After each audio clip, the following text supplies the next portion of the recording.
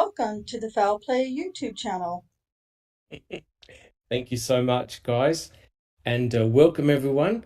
Sorry we're a little bit late this morning, but it's good to see everyone here. Thank you for joining us in chat, and I'll also like to welcome all my panel members for joining us in the continuation of our podcast series entitled Reading with the Crew. And we're actually on part 3 today. And if you've been following the series, we've been reading chapter 29 entitled Bobby's Garage. And hopefully this will be the last episode in this particular chapter. And of course, guys, it's been a very, very controversial chapter.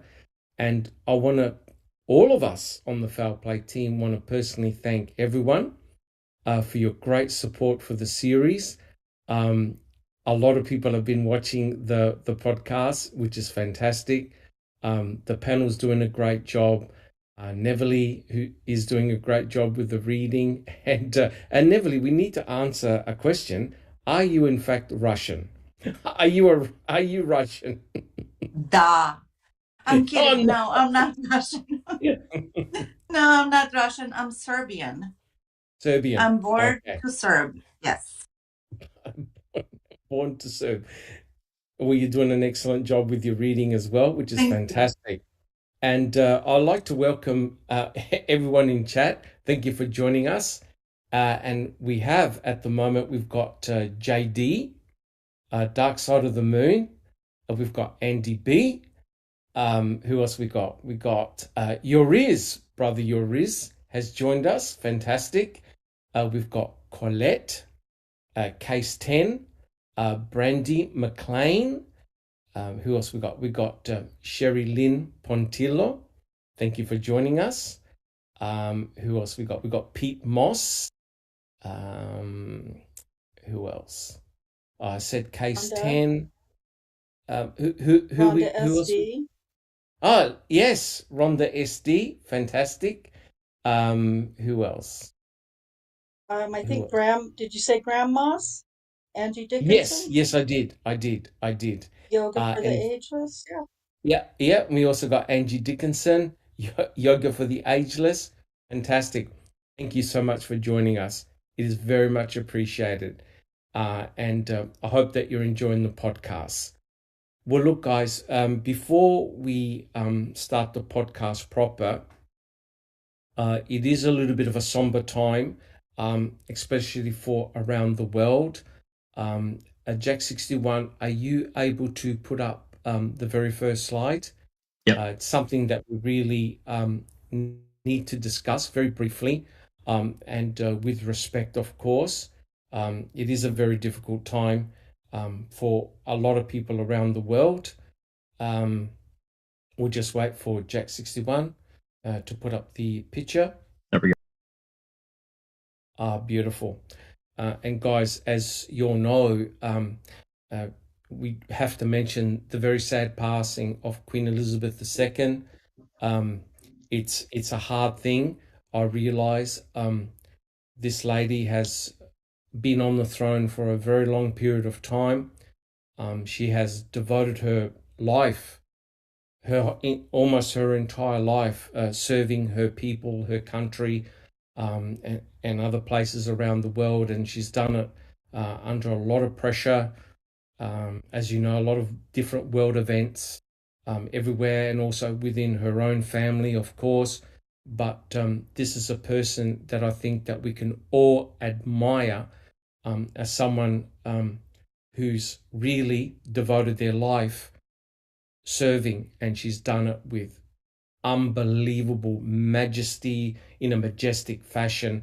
I'm myself not, I don't go really follow the royal family, but what is impressive with Queen Elizabeth is just her devotion, her utter devotion to her cause, and the millions of people that she served. And I'm sure all of us on the panel have got a little quick word to say. But I remember when I was doing my PhD at the Women's and Children's Hospital in my city of Adelaide, South Australia, the Queen and her entourage visited Adelaide, South Australia, and I saw her drive by in a limousine, and next to the hospital, which was a really beautiful gesture, they'd opened up a rose garden in honor of the Queen, and and also for all the children that were in the hospital. It was a beautiful, beautiful symbol.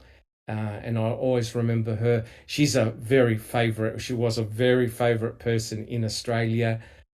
She's come with her family many, many times to many of the big events, and it was really an honor to see her. And Jack 61, if you could put the next slide.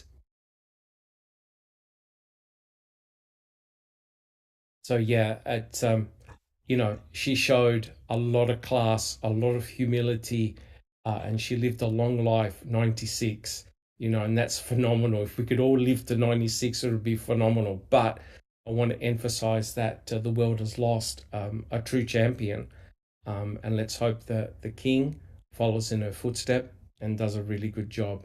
Thank you, guys. That's really all I wanted to say. Is there anyone on the panel that wants a very quick word about Queen Elizabeth? Anyone? Well, as a as an American, and one of the, Doc, you and I are both relatively the same age. You got me about a few months, but thinking back to remembering when I was young and learning about, she was the ruler of of England. It was because it's so different than our political ruling system, and maybe even for a lot. I'm sure it is for a lot of people in the world, but it just seemed really strange. It was a hard concept that for a long time to wrap my head around. But then, as time went on and understanding more, and then coming to this point here, her ruling, since or taking over in 70 years, and to considering that of all the things that's happened in the world, there's been some stumbles, but there's not been that many. But correct. With any human endeavor of this magnitude, there are always going to be some issues, and you got to raise your glass and tip your hat. And think about somebody devoting basically their entire life. She gave up her life to do this. Everything was wrapped around that monarchy. Correct. And her role in it. And I dare say there's just not that many people built to do that. You got to raise your glass to it, and that's respect from me. You do. Thank you very much, Jessica Suwan. I mean, as you know, Australia and England have got a lot of good, close connections over a long period of time.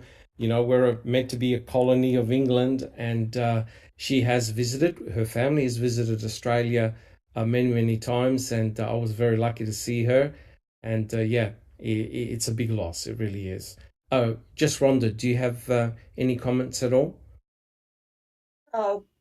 Just, my condolences and heartfelt sorrow for all of those in Great Britain, and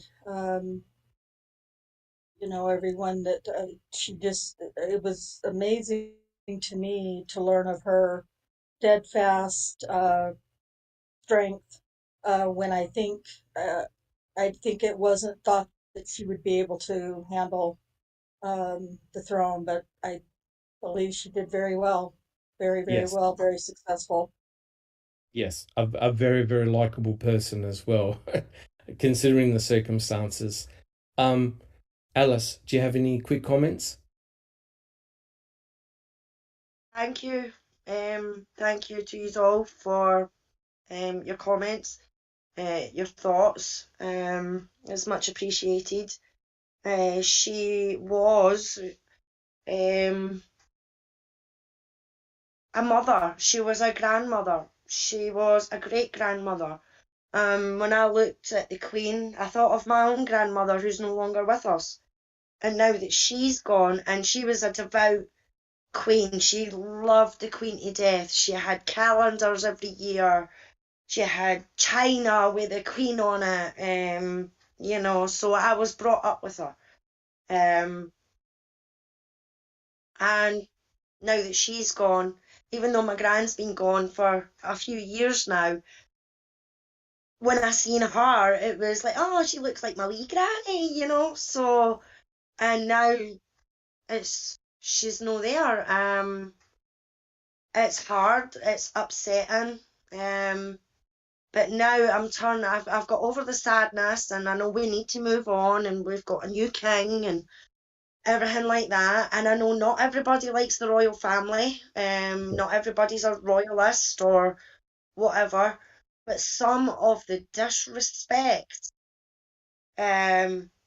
disrespectful comments that I've seen come out since the Queen has died has turned my blood boiling. One of them even had the cheek and the fucking audacity to compare Amber Heard with a frigging Queen. Oh, no. No. She's not been through as much. The Queen hasn't been through as much as what Amber fucking Heard has. I beg your pardon. I beg your fucking pardon. You know what I mean? That woman has been fought in a war. She has ran a country with 14 other fucking realms under her belt. And these people, and it's a fucking reporter, an NBC reporter. Oh, no. Yeah. That is jumping on the bandwagon of this as well. She should fucking know better. That's terrible. She should know better. So now my sadness is turning to anger, Doc, because of these disrespectful tweets. And don't get me wrong, it's not just abroad that these tweets are coming from. These tweets, some of these things are coming from my own country about the Queen and stuff like that. Fair enough, if you don't like the royal family, don't say nothing. You know what I mean? Keep your trap shut. You know what I mean? I mean, I've not been a devout lover of the royal family, but when it comes to that woman who brought us out of colonism, and you know what I mean, we stopped slavery before fucking it, because this is another thing I've been seeing, Doc, is that we were colonisers, we were running the slave trade and fucking all the rest. Well, what about fucking America and everything like that and all? You know what I mean? We stopped it first. So Alice, they're just getting me angry, so I will mute the mic and have a smoke. I'll put my hand up. So, lucky it was only a quick comment, and Neville, you've got the final comment. But you have to admit, welcome back, Alice. We missed your passion. we missed your passion. Wait till we start the Avery case again. Neville, do you have a final quick word on Queen Elizabeth? Yes, everything what everybody on the panel said. I'm just gonna add that way back when she became the queen, when her dad passed away, she was so young, 21, I think, and or 25, regardless, very, very, very young. 21. And 21. Not to sound sexist, and I'm not a feminist, I'm just gonna say it, but she was a woman, and for a woman ruler to do the way she did and what she did, that's not an easy task. We're used to kings, we're used to men being in power, and this is a woman from 70 years ago when she started this adventure, should we say it. So, she didn't have a choice. I mean, she could have abducted, but anyways, she accepted it, and she put her service first and then everything else second. So I respect that, and may she rest in peace. Well, she was a really lovely, classy, and funny lady. Oh, well, I reckon we can close the podcast now. Yes. We'll shut the podcast now. But all jokes aside, look, heartfelt thanks, guys. I really appreciate it. I believe we had to do it. We had to mention this is a momentous event, and it's hopefully it could well be, the ramifications, as Alice alluded to, could be enormous. So fingers crossed everything settles down. But hats off to such a lovely lady who served her country and also her people around the world. Well, look, guys, we're not scared to tackle hard concepts here at Foul Play, no matter where they are. But if you really do enjoy what we do, please subscribe. All of us we're over the moon. We have over 2,000 subscribers, and that's fantastic. We've got our supporters as well to the channel that buy our merchandise as well. Thank you so much. I can assure you that people like Jack61 and others are working very hard in the background with FOIA documents. And boy, are we uncovering some very interesting stuff. And, there'll be future podcasts that will be discussing these findings. And it's very, very interesting indeed. So thank you so much for your support. If you enjoy our podcast, what we do, please put your DNA on the thumbs up button. I assure you that Cherie Colhane won't get access to your DNA. It's all digital, thank God. Well, look, guys, Jack61, did you have a quick comment? Yes, and I wanted to throw in there support, a little word of support for Jess Rhonda and her work on Daniel's case.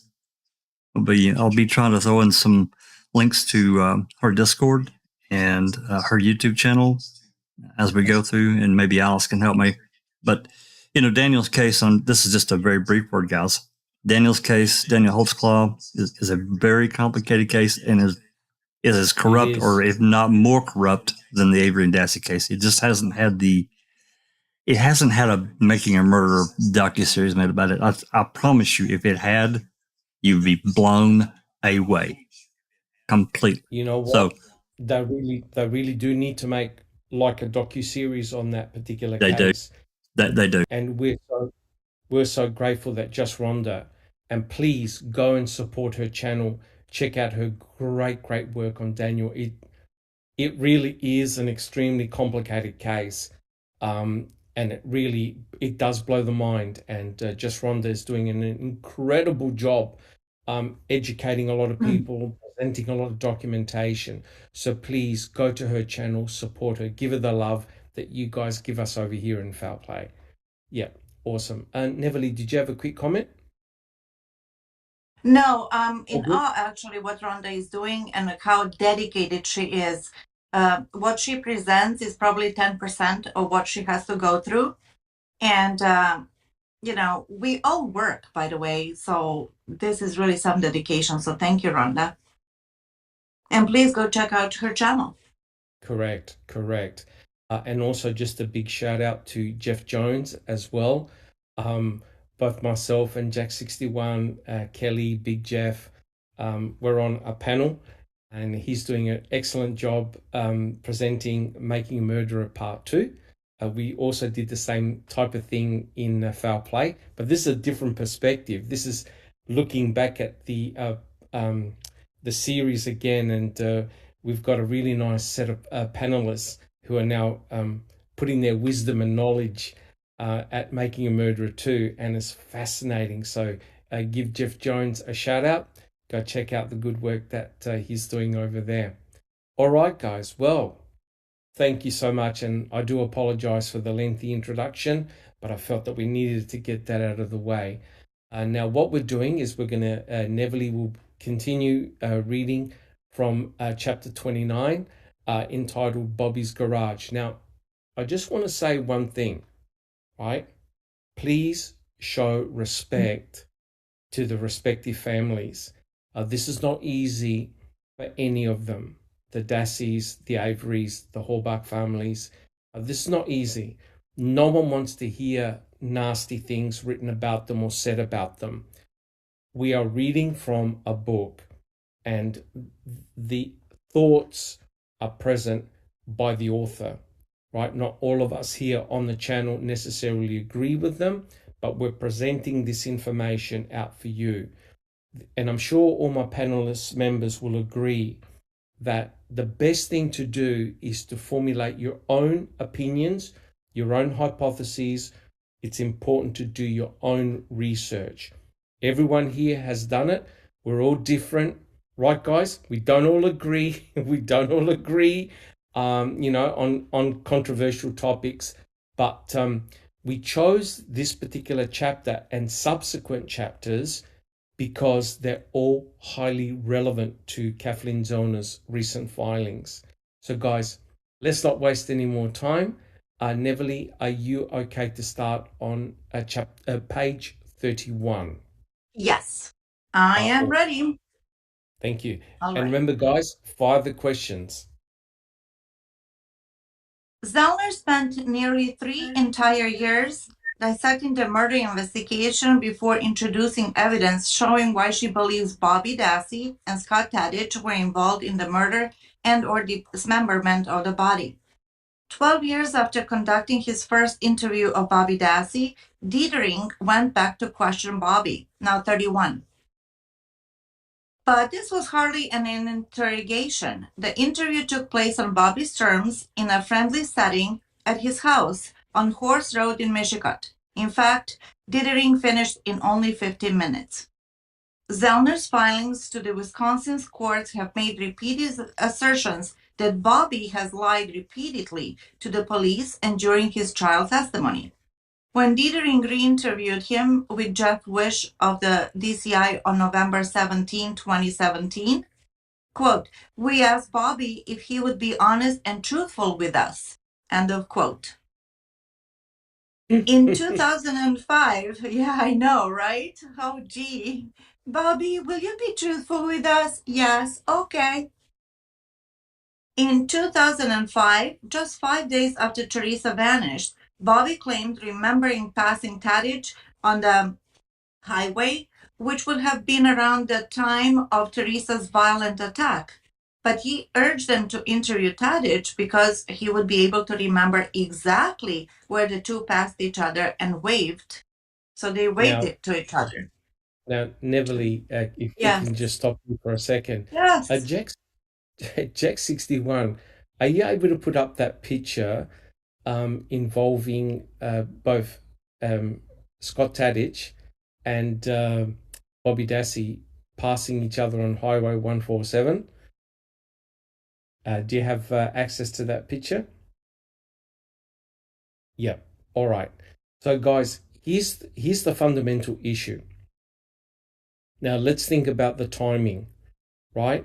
Now, we know that Teresa Halbach came to the Avery salvage yard to take pictures of Barb Yunder's van. That's a fact.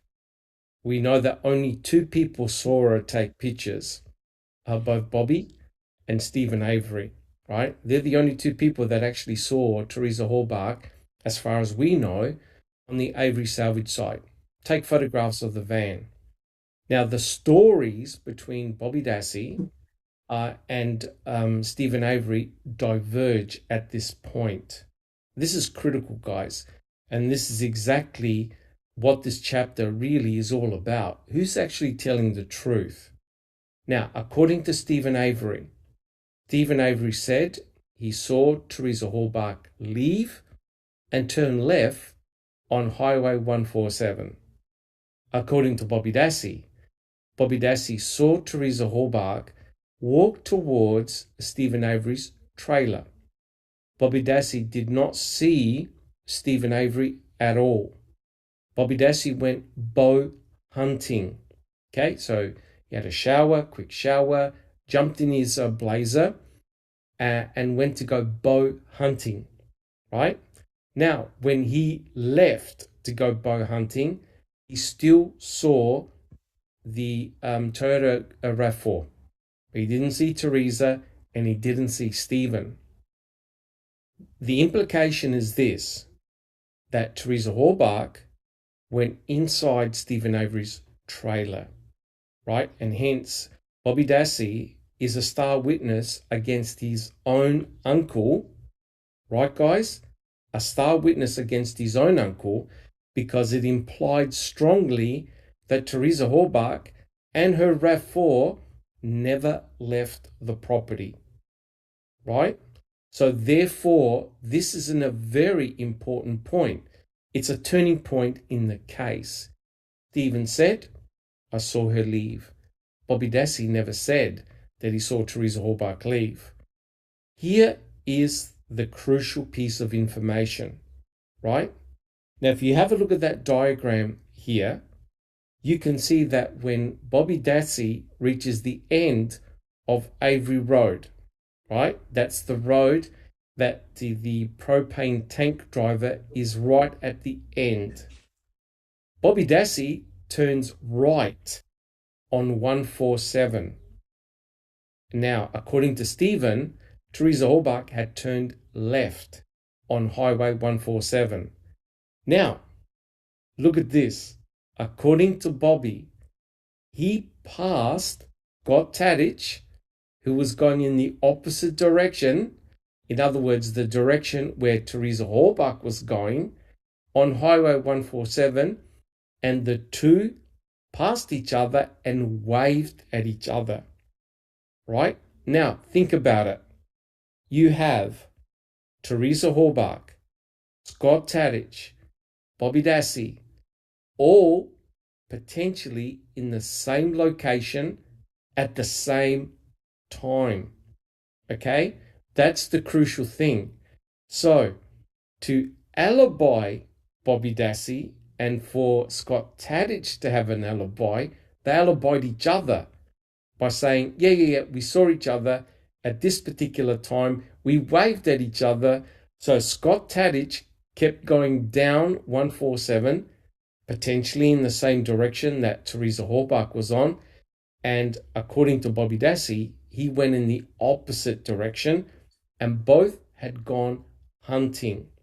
So I asked the people in chat and also on the panel, is this a remarkable coincidence that when Teresa was there and allegedly left, you have both Bobby Dassey and Scott Tadich, same spot, same time?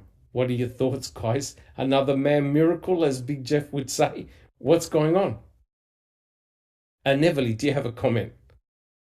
Well, there's a couple of comments in the chat. Yes. And a couple more people actually joined. T1 joined, and I don't know if we mentioned Shane Henry. Yeah. So if I missed somebody, Yoga for the Ageless. So a lot of regulars are here, and we're so happy that you guys are here. So somebody said, I would like to mention that person, that it was Yoga for the Ageless. He said, Blaine says, Bobby says he saw her leave. That Bobby said she left, right? And that's what Brian also said. Yes, it was Brian. Yes. Yeah, it was Brian. Yeah. Brian it Dassey. was Brian, yeah. Yeah. And then somebody said that we all heard Stephen saying that Bobby just left. Remember that in Ma'am? When he said, yeah, he wanted to talk to Bobby, but he was already gone. Because the cops took that from Stephen and flipped it. That Bobby said, yeah, that she didn't leave. So yeah, whatever. Correct. So guys, what we have here is a conflict. Jack 61. Well, I've said for a long time, actually from the first time I heard it, I have a real difficult time buying into this alibi. It's a double alibi. If it was an alibi that was corroborated by,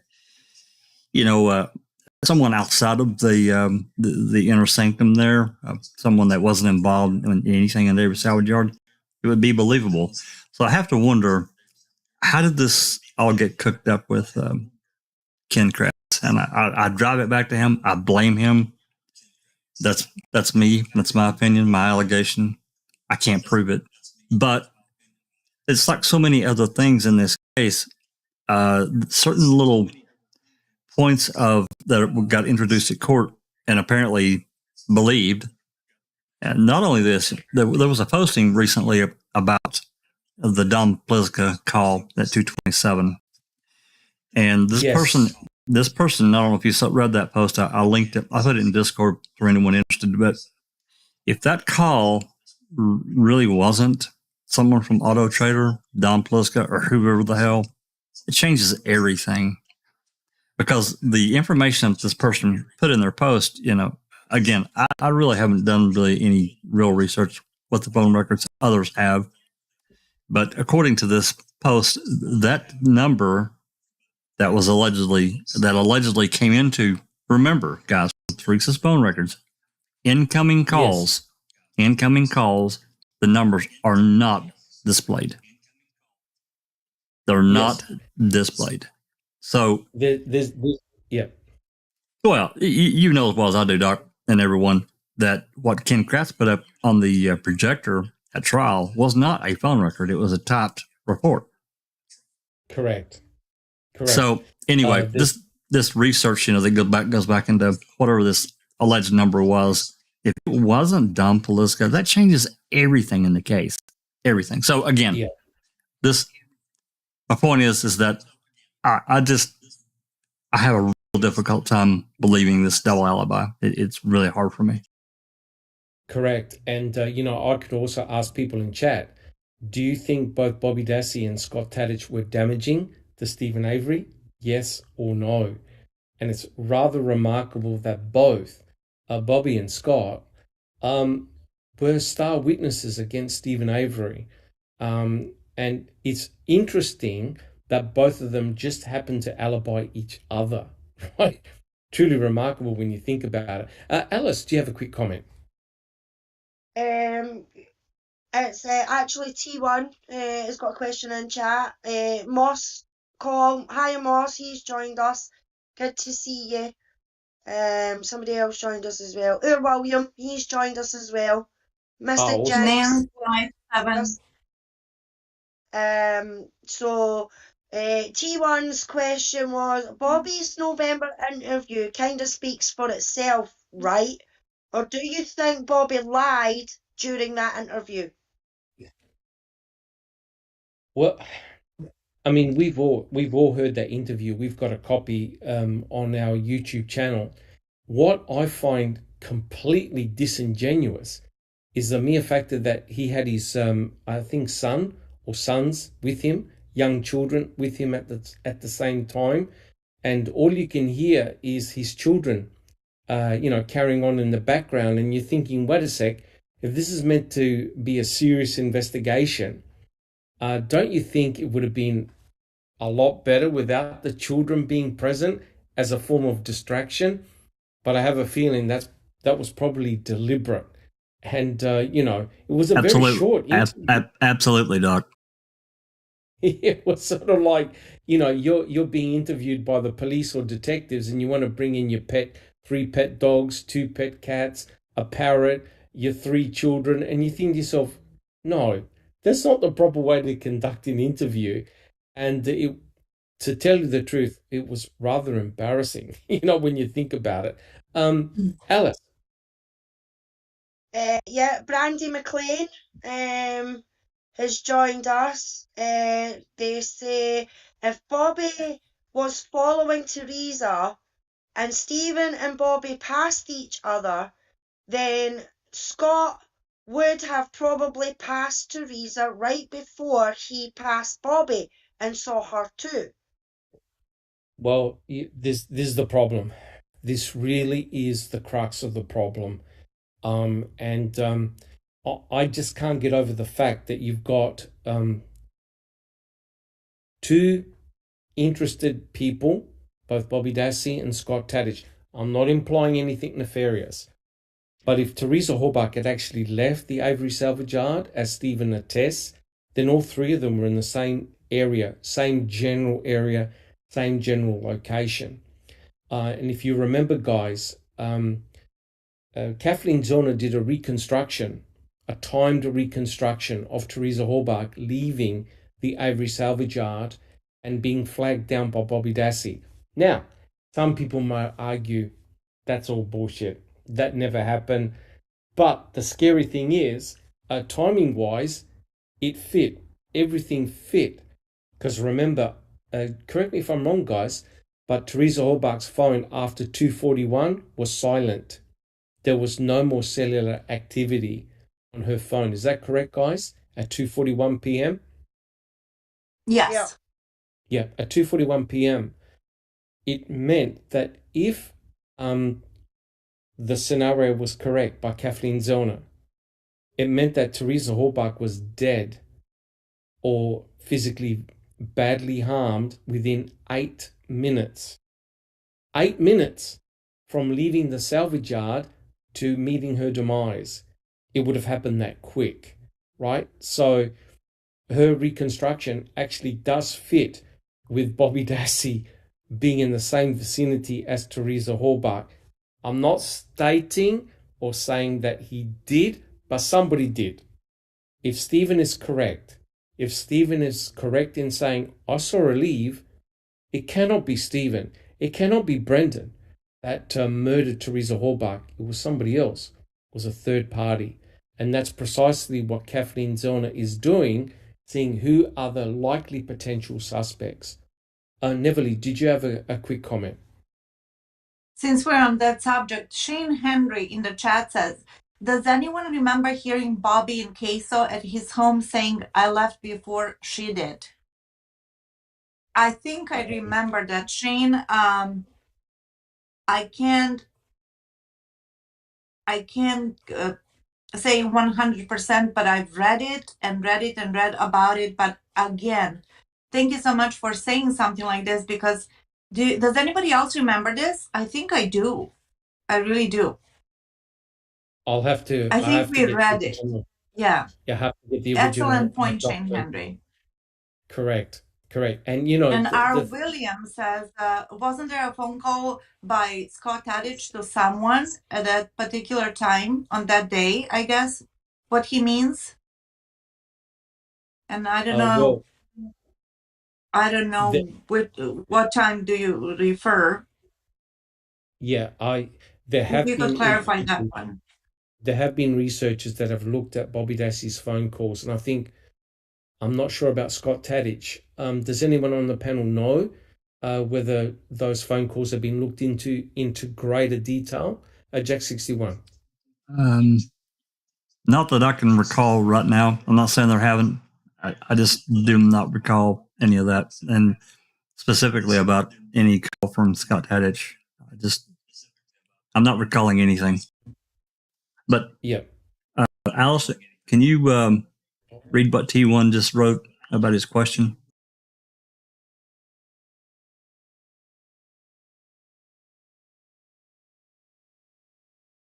But a wee bit further up the list, give me a sec. I think there may have been a misunderstanding of my question, but I was referring to November 9th, 2005 interview of Bobby. No kids yet, but that's okay, no worries. Well, in that particular interview, I don't think there was anything too concrete there at all. I know that the investigators were putting a lot of pressure on Bobby Dassey, but all the comments that the investigators were saying to him never made it in the report, but are on the actual recording. It's sort of like, well, they pressured Bobby. Well, could have your uncle have done this? Could have your uncle have done this? They're basically wanting Bobby to point a finger at his uncle very early on. Jack 61. Thank you, T1, for that question. Yeah. For that interview, what I really remember that sticks out is the special agent and Dettering really pumping themselves up. They couldn't do this. There's no way we would never put ourselves. Basically saying there's no way we would, plan. Yeah, right. Plan and do this big conspiracy plan to convict Stephen. And they went way over the top with it. And that's what really stuck out to me. Correct. And that's extremely unusual for a murder investigation that two senior detectives are pouring their heart and soul out to a young Bobby Dassey. It didn't make any sense whatsoever. When you think about it, the proper way, and guys, I think you will agree, is that everyone's a suspect, correct? Yeah. Everyone should be a suspect. Absolutely. And especially it being open like that, and so many people had access to the yard, and absolutely everyone's a suspect. Yeah, definitely, Correct. definitely. We've got a couple more that's joined us in the chat. We've got Beckachu, who's joined us. We've got TJ, who's joined us, and Cher, who's joined us. But TJ Anderson has got a good question. He's asking, if Bobby was pushing the RAV, how did he get it after the Coburn call? Yep, that really is an unknown, right? That really is an unknown. But if you have a look at the filing that Kathleen Zellner has put together, she's actually ignored the police. She's actually ignored law enforcement. Is that right, guys? She's not implicating law enforcement at all. Other than burying the call from Manitowoc and burying these calls for 17 years, that's correct. Correct. So her strategy is this. Instead of taking on law enforcement, the MTSO, Calumet, etc., she's keeping it very simple and very clean.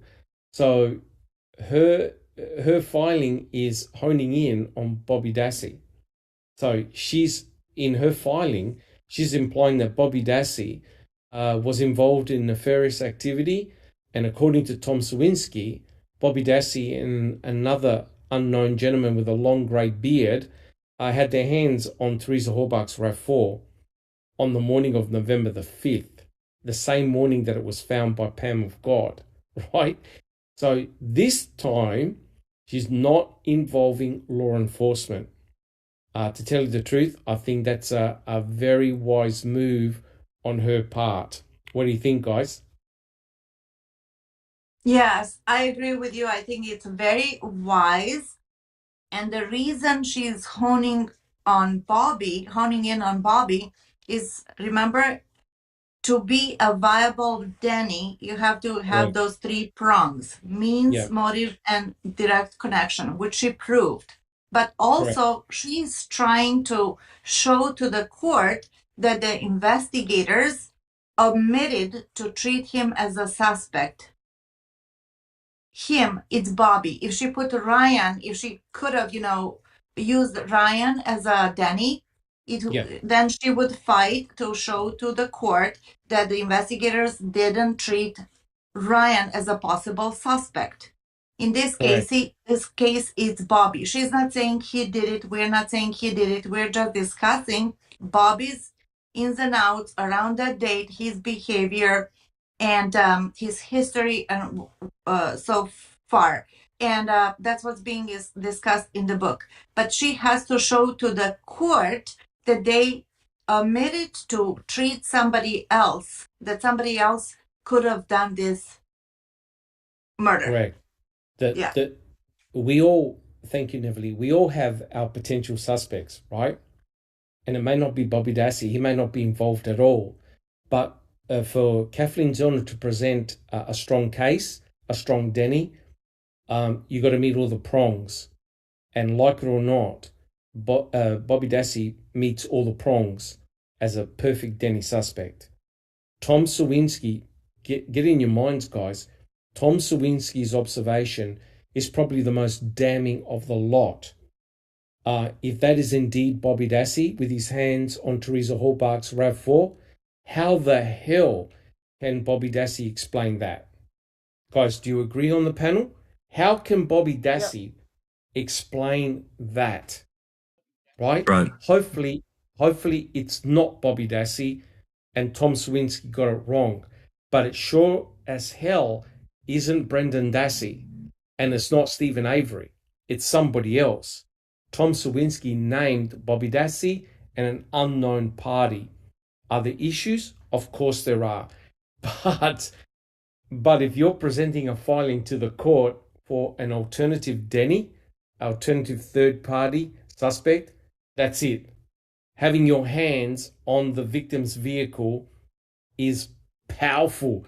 You can't get anything more powerful than that, right? And nobody, if you exclude Brendan, and you could take stories Brendan's apart easily, No one saw Stephen Avery touch the RAV4 or touch Teresa Hallbach. Guys, do you agree? No one did. Absolutely. No And one did. everyone still has to think about, what Buting and Strang were against. They joined late February, early March 2006. FOIA had been the lawyer for 100 days. So then all this shit happens with the Dassey computer. They get the Veli CD in May. The computer at the end of April. The Veli CD the 11th of May. They know about it. Kratz runs down a month later in June, files for the Denny application, and basically it completely hamstrings Buting and Strang. They cannot really look at anyone else other than Brendan. And the cops are like, why should we? We're done, basically. Spend the rest of the year building evidence against Stephen and Brendan. Correct. And we know with Brendan, unfortunately for that poor child at the time, it was his own words that convicted him. Because had he kept his mouth shut, there's no forensic evidence pointing to Brendan Dassey, period. Right? They could never convict him because there was nothing leading towards him. So he implicated himself. But Kratz was smart. He knew that if he introduced Brendan to Stephen's trial, Stephen's defense team would have destroyed his credential, everything. And then Brendan Dassey would have got it up and said, yep, I made it all up. So the whole case will fall apart. So they were very ruthless and strategic, right, guys? They never introduced Brendan Dassey at all. It was it was all so-called the forensic evidence that nabbed Stephen Avery. Circumstantial evidence, by the way. And so now that's why what we're reading here, what Neville's reading here in this particular chapter is so important, right? Because it involves a diversion in the story, right? Stephen said, I saw her leave. Bobby Dassey never said he saw Teresa leave, right? That's the difference. All right. Neville, are you okay to continue reading? Yes, the bottom of although page we have yes, Yoga for the Ageless. Yes, Yoga for the Ageless says the fact that the recording is not all there and that no report was made and the recording the recording was not given to the defense should be enough for a trial. We are really hoping, Yoga. We are really hoping for that. That's Brady too. Yeah, there are several Brady violations. And of course, I think her filing is quite pure in her approach. Look, we can have suspects all over the place, but if you don't satisfy the prongs of the Denny, they're going to be tossed out. Okay, it'll be, guys, isn't that correct? You got to satisfy all the prongs of the Denny. That's right. Undeniable. That's right. Or you're going to get laughed out of court. The missing jigsaw puzzle piece here, guys, was Tom Sawinski. And now we have a recorded phone call of Tom Sawinski phoning in on November the 6th, right? Now, no one can argue that this was a month later, 3 months later, a year later, 15 years later. Guys, it's 1 day after the finding of the RAV, right? And it's Sergeant Seglob who allegedly took that call, right? There's no report. Okay, there's no report. And Jack 61, did you get some documents on Sergeant Seglob? I did, and we might as well tell it, and we'll do the we'll get these presented at some point here soon. But about a week or so ago, I FOIA'd all of Sergeant Seglob's reports from 11/3 through 11/12. I also asked for. There's 8 reports, by the way, that he wrote that week or during that time period. I also requested any and all email and other communications given certain keywords, and I named off a bunch that their IT department could look through his email and plug in those words to see if anything came back. Well, according to them, there were no emails with those keywords. And I put in Rav and Halbach and Avery, Avery Salvage Yard, just Cuss Road, search anything that I thought. Nothing for email, nothing at all. So right. Nothing there. But anyway, we got the 8 reports that he wrote for that time period, and I probably will not. I just don't think we should. I also got his personnel file. If there's anything in there that's relevant, we may release pieces of it. But no, this is the guy's personnel file, and I'm loath to release anything that we don't want to get anyone to attack this guy or send him anything. We don't want that at all. That's not what it was about. Right. I was just really more curious as to any disciplinary or any kind of weird shit going on, but we got that too. But anyway, there are no reports for Sawinski calling in a tip and talking to this guy. So. I wonder why, Jack 61. I wonder why. Well, yeah. I wonder why. And the remarkable thing is that we all know that Sergeant Seglob, he was a part of Search Team A with Bushman and other MTSO officers. Yep, that's right.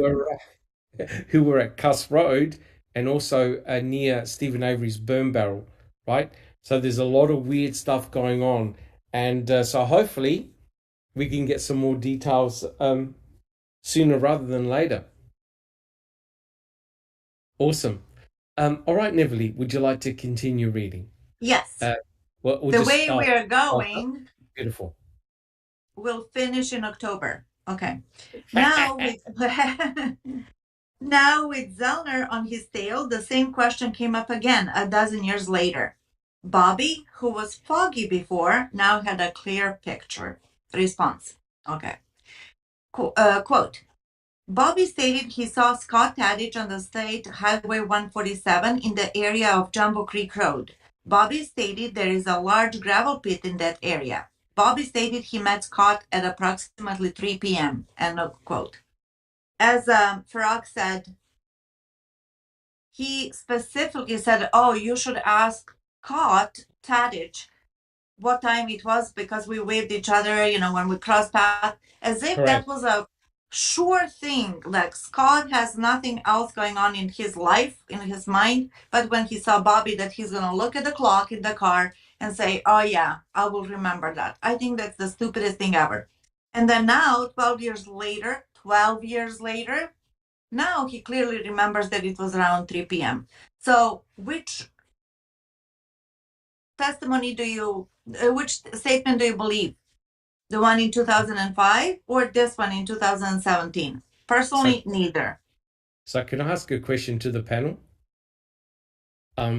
If you ever, when you were driving down the road and a friend of yours, someone that you knew, drove past you, who's ever looked at their clock and noted the time? See, that's just the key right there. And it's so, I can't think of the proper word to nail on this, but other than to say bullshit or call shenanigans, because how would Bobby know that Scott knew what time it was? Unless they talked. Yeah, that he looked at the clock. How would he know? Right. Correct. But he said it so convincingly and confidently. It's like, no, I call bullshit on both. Correct. I mean, most people don't look at their watch or clock, especially since Scott Tadich would hardly have known Bobby Dassey. Right? I know that Scott was dating his mum. Yep, I understand that. But I don't think the two would have been necessarily close enough for Scott Tadich to look at his clock. Now, guys, you do understand the importance of that time, right? Absolutely. Right? Absolutely. You understand the importance of that time. Yes. Because if both of them said, no, I never saw Bobby Dassey, and if Bobby goes, I never saw Scott Tadich at that time, then both of them are highly suspicious. Because according to Stephen, it would have meant that both Scott and Bobby were around where Teresa was on the same road. So it's damning. So therefore, by Scott and Bobby alibying each other, they're saying, oh, yeah, I saw him, and I saw him at around 3 p.m. We're cool. We got nothing to do with nothing, right? Whereas Stephen, his alibi was Brendan Dassey, right? And Brendan Dassey, the first time he was interviewed, said, yeah, I saw nobody. I saw nothing. I just went over to my uncle, helped him out, then I came home. And they kept on saying that, no, you're lying, right? So they knew, the investigators knew that Brendan Dassey was Stephen Avery's alibi. And they attacked Brendan, right? But notice, did the investigators attack Bobby and Scott Tadich to say bullshit? Did they? No. Now, why did they get special treatment? Why did they get special treatment? Well, I'll tell you why. In my humble opinion, they wanted Stephen no matter what, and they needed to act right then and there. They had shit on Bobby. They did a victimology on Bobby. They researched what he does. They found the deep devious porn, right? And Yes. they turned him into the star witness. Why did Bobby agree? For the same reasons. Bobby agreed for the same reasons. This whole Scott Tadich and Bobby Dassey alibying each other at the appropriate time, so they're clear, they're not guilty, they weren't there, they have alibi. It's also bullshit. Who do I personally think came up with that? It was an obstacle that they didn't have an alibi. It was an obstacle. But since they flipped Bobby, who comes to the rescue? Mr. Middle-aged, balding, rotund character, self-described, Kratz. You mean the one that we spent a whole year doing his book review? That's what he described himself. Middle-aged, balding, rotund. Rotund means fat, round. So, so I could totally see it that he came up with that bullshit alibi because, come on, Kratz, maybe all those things that everybody thinks that he is, all the negative things, but he's a smart dude. And look, Stephen has alibis. Stephen had all of this, and Kratz didn't believe him. Yet Kratz believes Scott, and Bobby believes. He didn't question that because he came up with that, most likely. Speculation. Yeah. And now the state is terrified. The state now is terrified because Kathleen Zellner's put in this filing and she's mentioned all the Denny prongs, right? She's talked about, and we'll be covering this. Don't worry, guys. We're not going to shy away from this. We'll be covering it. Neverly will be reading the chapters about what was found on Bobby's computer and other bits and pieces. But now the state has to take note, right? Now, I want to ask a quick question to the panel and also to people in chat. If Stephen didn't have his colorful past, and if Stephen didn't have a $36 million lawsuit, could have the state technically gone after Scott Tadich and Bobby Dassey as murdering Teresa Halbach? Yes. Great question. Or no? Yes or no? Could the detectives and the investigators presented a case of a murderer and a co-conspirator in Scott Tadich and Bobby Dassey? I'm not saying they did anything, but could have they presented a convincing case to a judge and a jury based on what we know? Absolutely, yes. Because now that Kathleen Zellner showed that Bobby fits the three prongs for Denny, that means he's a viable suspect. Police, you could do the same thing with Tadich. Tadich was shifty, as suspicious, I'm going to say it, as the nun doing squats in the cucumber field. Now, Sorry, that's suspicious. That's suspicious. He was at work. He was not at work. He visited his mom. He didn't visit his mom. He saw her early in the morning. Oh, no, he didn't. He saw her in the late morning. Then he came home, changed clothes, went hunting, came back. I mean, he was all over the place. He was all over the place, which is usually not a good thing for an alibi because they couldn't prove that he was at a hospital, right? Didn't we read that already? Yeah, they don't keep Jack 61 CCTV. is true. They didn't have the footage. The Deidre asked for the footage, the camera footage of the hospital, but they didn't have it. So they couldn't actually. They couldn't prove the veracity of Scott's story. He asked for it, and so did Kirby, Zellner's investigator. He went into the hospital and asked for that security footage for that time period. And they didn't have it. I think they taped over it.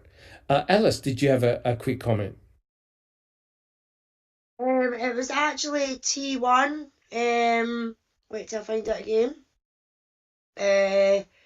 He says Bobby didn't mention Scott Tadich during his November 9th interview, did he? Not as far as I'm aware. No, he didn't. He did not. Yeah.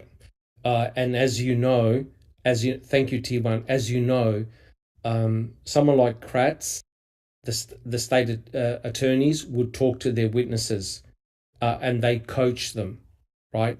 And it was very, very important for Scott and for Bobby Dassey to get their story straight, right? Because otherwise, all hell potentially could have broken loose.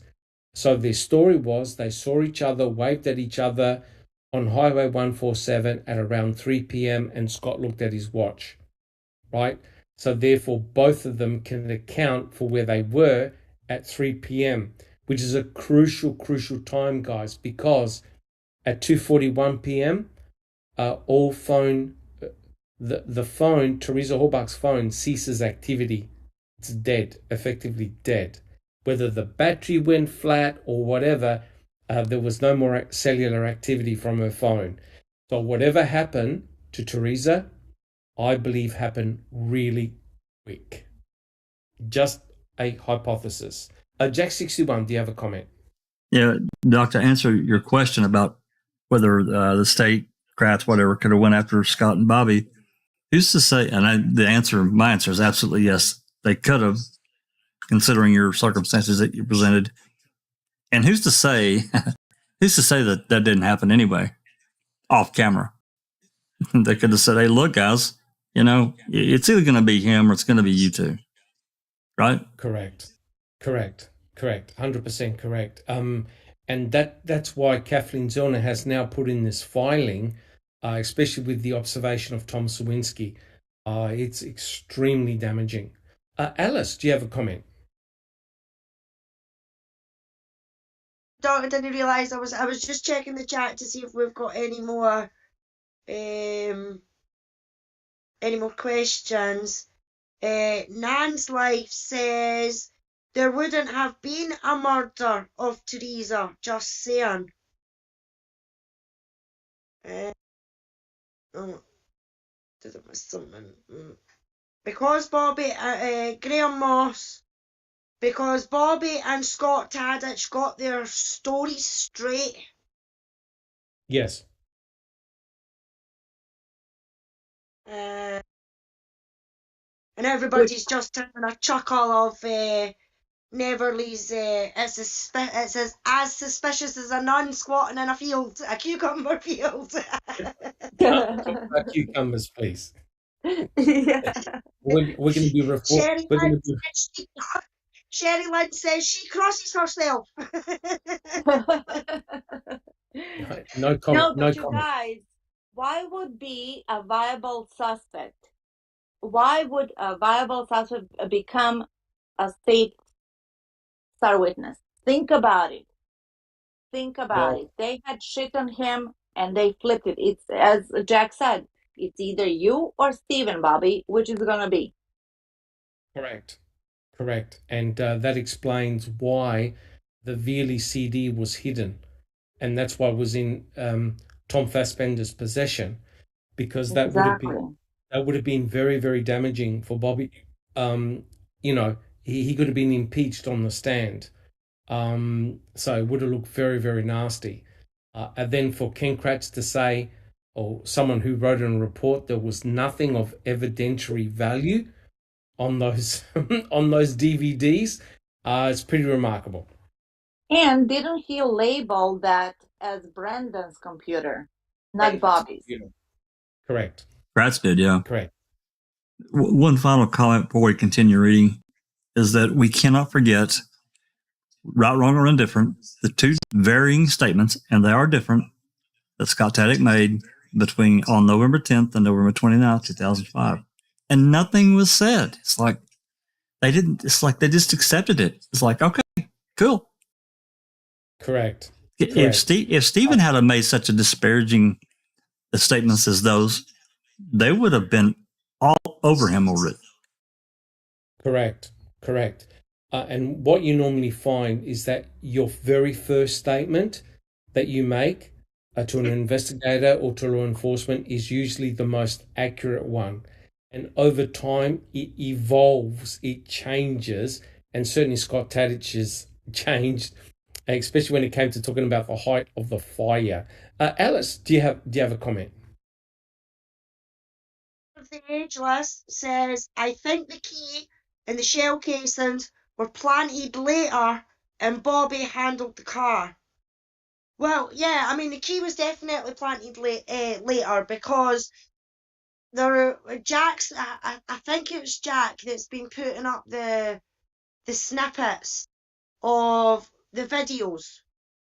And one of the videos is they're in Stephen's room and they're shining the torch. I mean, I don't know why the lights aren't frigging on in the bloody room, but they're shining it with a torch, and you can clearly see on the floor between the cabinet and the slippers and everything like that there's no key there.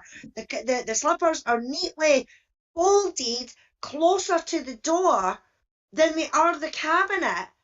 But yet when the key is found, the slippers are not beside each other in a neat pile. One's on its side, and they're closer to the cabinet. You know, so the key was definitely planted later. As for Bobby handling the car, I mean, we don't know if Sawinski's statement is true. Then he's been seen with that car, so he has got a lot of explaining to do if that is the case. I mean, I'm just hoping, and I'm keeping my fingers crossed, that he was mistaken and that it wasn't Bobby. It was maybe somebody else, you know, maybe Ryan or something like that, but he's just thought that it's been Bobby.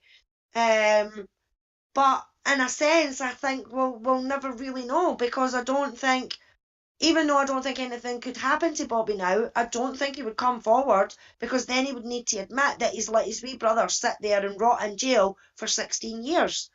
You know? Correct. It's terrible. However it pans out, it's going to be bad. Absolutely bad. And you know what really alarmed me was when the investigators had asked Mike Osmondson whether it was him pushing the RAV, and he goes, I don't recall. You remember Jack 61? Yep. Yeah, and just as to clarify what Alice is talking about, I've been making these 2-minute clips. You're limited to 140 seconds on Twitter, but I've been going through just specific people involved in Man 1. I did Wiegert and O'Neill first, and now I'm focusing on Brendan, and I'm making these little short clips and putting them on Twitter. You know, I was actually thought about even making a series or just letting you take a look at them, because you did all those man clips that we did. You know, you did several months ago. Yes. And if you're interested, maybe doing something with them, I don't know. We can talk about it later. Yes. And I'd like to welcome Krista Bell. She goes, I hope I'm not too late. Nah, we've only read one page. And actually, Neverly, would you like to continue reading? Yes, sure. Sorry, Rhonda. Just Rhonda. Brandy McLean in chat asked a question that I know has been talked about in various places on Discord and in different areas. And I can't recall of ever getting a clear answer, but she asks, can you even push the car without a key to put it in neutral? That I don't know. No, That no, not that car. You got to have the key. yeah, and that's damning. And I suppose you really almost have to have a key because the doors were open, right? They were pushing they were pushing the rev, and the doors were open. So if Kathleen John is saying that Bobby Dassey had planted the key, then he had to have access to that key. So yeah, they would have had to have the key as well. Yep, very good question. Very good question. Neverly, would you like to continue reading? Sure. Questions turn to the sequence of events involving Teresa's visit to Avery Road, the last place she was seen alive. Quote, Bobby stated after he had awoken to go deer hunting, he looked out of the front window of his mother's residence and saw Teresa's vehicle parked opposite to a van that his mother was going to sell. Bobby stated the lady got out, started taking pictures, and at this point, he got ready to take a shower before hunting. Bobby stated the lady was alone. Bobby stated he spent a couple of minutes in the shower and then got dressed and looked out of his window again and saw the lady walking towards Steven's trailer. Mm-hmm. We already talked about this. Yeah. That this was at best, 50% of the truth, 50% of the statement, because we said that yes, maybe he saw her, if that's possible for him to see it from his window, that she was taking a couple of steps towards Steven's residence. However, then Steven stepped out with $40 cash, walked down the steps, met Teresa, gave it to her, and she got in the car. He leaned on her car, while she was retrieving the Auto Trader magazine, gave it to her, and she was gone. Correct. Bobby stated he did not see Steven during this encounter. Bobby stated he spent maybe a couple of seconds looking out of the window, and during this time, she was halfway to Steven's trailer. Bobby stated he then went out of his vehicle, and he did not see her when he got into his vehicle. Bobby stated he had no idea who she was, so he really did not pay a lot of attention. Well, the question is... I call bullshit. The question is, was Teresa already in her car? Right? So if Bobby Dassey got a couple of the events confused, because according to him, he didn't pay much attention to her at all, would it have been possible that the encounter between Steven and between Steven and Teresa had already taken place, and Teresa was in her vehicle and Steven had gone back into his trailer? So it is possible for both events to have occurred, right? But if that's the case, it meant that Bobby Dassey had left before Teresa Horbach did, right? Yeah. And for him to say that he had no idea who she was, I'm sorry, Bobby, but weren't you and your BFF Mike O make fun of Steven and say, oh, is your girlfriend coming? So Correct. You knew of her if you didn't know her. Otherwise, at least you knew that Teresa existed, that it was a young girl who was taking pictures of Steven's cars. So Correct. That's a lie right there. He had been on the property many times before. Yes. Jack 61. Thank you, Neverly. Jack 61. Yeah, I think that statement there is he didn't know who she was.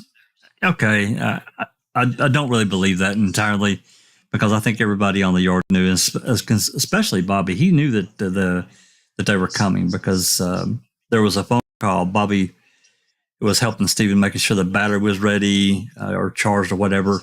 But beyond that, let's fast forward just a little bit, and it's probably covered in the book somewhere, but we'll get to that, I'm sure, later. Remember, when they got the computer, there was a folder on that computer. Yeah. With pictures, and of the Rab, Teresa, Steven, the whole 9 yards. So I don't know. Just wanted to add that in. Correct. Correct. And that's actually quite damning when you think about it, because if Bobby Dassey didn't know anything about Teresa Halbach, what the hell is a folder and a picture of Teresa Halbach doing on the computer? That doesn't make any sense, right? And can I just say something? Yeah. Zeller also stated that she thinks Bobby heard that message that she left at 11:43 a.m. on October 31st because he was awake and not asleep like he claimed he was. Correct. Because as evidenced by the computer searches. So somebody was searching the computer, porn and whatnot, and only Bobby was at home. So who could it be? Correct. Bobby, right? Correct. And one has to think about the fact that maybe he listened to the voicemail message and he knew that Teresa was coming that day, right? Yes. So he could have listened to it. He said that he was asleep, but he couldn't have been asleep because at the time when he said he was asleep, there were computer searches done and he was the only one there. Yes. Alice, thank you, Neverly. Alice, do you have a comment? It was actually our William in chat. He says, I'm repeating myself here. Did the cops find the key on Andres Martinez, then plant it? I've got nothing on that one. I've got no idea about that one. I think that Sherilyn Pontillo is going to get really excited because we mentioned Andres Martinez. Roofing hammer. Yes. Correct. Okay, I continue. Continue. He was also questioned about his prior contacts and observations of Teresa. After all, she was a regular at Avery Salvage, having been there about a half a dozen times during the previous year or so to photograph various vehicles the family wanted to sell through Auto Trader. The question was posed if he had ever met or knew Teresa. Never, says Bobby. Another question was asked if he knew Teresa was arriving on October 31st. Nope, he says. Right? Yeah. Bobby didn't have a compelling answer when reminded that Brian Dassey, his older brother, had given a statement to police back in November 2005 suggesting Bobby saw Teresa leave on Avery Road. Quote, Bobby was asked why Brian would say something like this, and Bobby responded, your guess is as good as mine. End of quote. I mean, come on, guys. Come on. This is a statement given in November. That's just as damning as Tom Sawinski's statement in November. Right, guys? Yes. What the hell is Brian coming up with things like, guys, you better question Bobby because he said he saw Teresa Halbach leave. Right? So where the hell is Brian getting this stuff from? And this was very early in an investigation that he made that statement. Correct. So it doesn't look good. Sorry, Alice. No. I mean, but that's exactly it. Why would Brian say that if it hadn't been mentioned? You know what I mean? It's like it's an off the cuff sort of remark in a sense, you know. Right. Oh no, wait a minute, you better question Bobby because he said such and such. You know, why would he say that if it hadn't been said? Correct. And you see, if that's correct, then that immediately puts Stephen off the hook. Do you agree? Stephen cannot have been the murderer of Teresa Halbach if she got in her car and drove away. That's right. But for Bobby, it's a problem because potentially he followed her, right? Or if he left before Teresa, he was waiting for her, waving her down for a hustle shot. Correct. Is that what you wanted to say, Dr. Silkman? Yep, that's correct. You never know. Bobby may not have driven completely out, and he could have stopped at the end of the gravel driveway where the bus drops off the boys from school, and he could have observed her driving out, right? According to Stephen, he never saw Bobby Dassey. He only saw Teresa Hallbach's RAV4 turn left on Highway 147. We don't know where Bobby Dassey was. Bobby Dassey could have been at the end of Avery Road or at a place where Stephen couldn't see him. Jack 61, did you have a comment?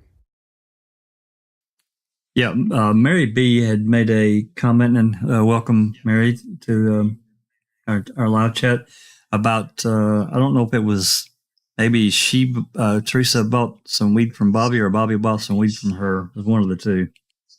Yeah. And they met up after the fact. She had read some comments somewhere about that. We don't know. Yeah. I guess there's that potential. Yeah.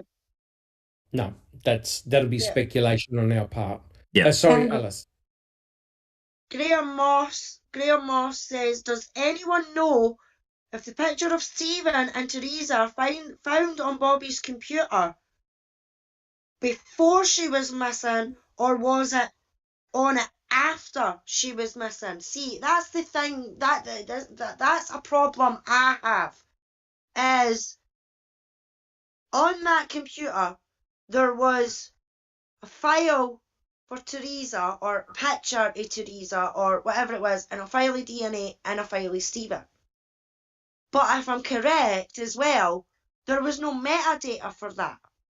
So if it's Bobby, that's correct. Well, if Bobby was looking at that talk, I mean, we've just got to look at the third trial and the depth trial, right?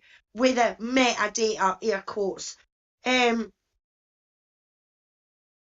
it was Bobby that put that file on that computer, surely there would be metadata stating that it came from that computer at a certain search time and everything like that.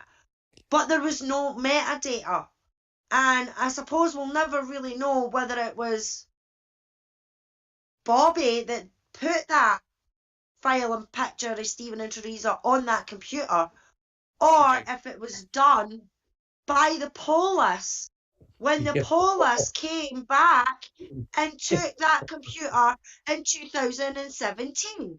Yeah. And what is interesting is that we'll be reading some more chapters on the computer, right? And we also have on our Foul Play YouTube channel the Scott Tadich and Barb Tadich interview, when they were interviewed, I think, by Deidre and another detective. Is that right, Jack 61? Special Agent Jeff Wish. Yep. And if you get a chance, make sure you have a listen to it. That's one of our highest rating videos, by the way, that interview. Very, very interesting. And Alice brings up a very good point about that computer, because guess what? In 2017, the detectives wanted the computer again, right? Exactly, Doc. Exactly. Why? Exactly. And surely, if that picture, I mean, well, maybe not. Even at that, I'm thinking ahead of myself here. But even if it was Bobby that put that picture of Stephen and Teresa on that computer, then surely cracks in that, because remember, they had that computer down as Stephen's computer, not the Dassey computer. They had that is Brendan's computer. Brendan was labelled as Brendan's computer. Sorry, Jack, Brendan's computer, right?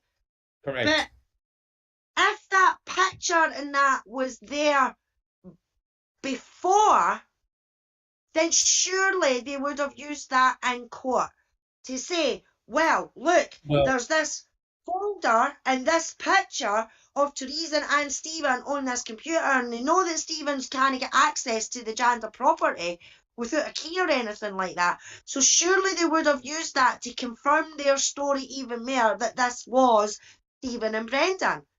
So in my opinion, that file and those pictures were not on that computer when that computer was seized in 2005.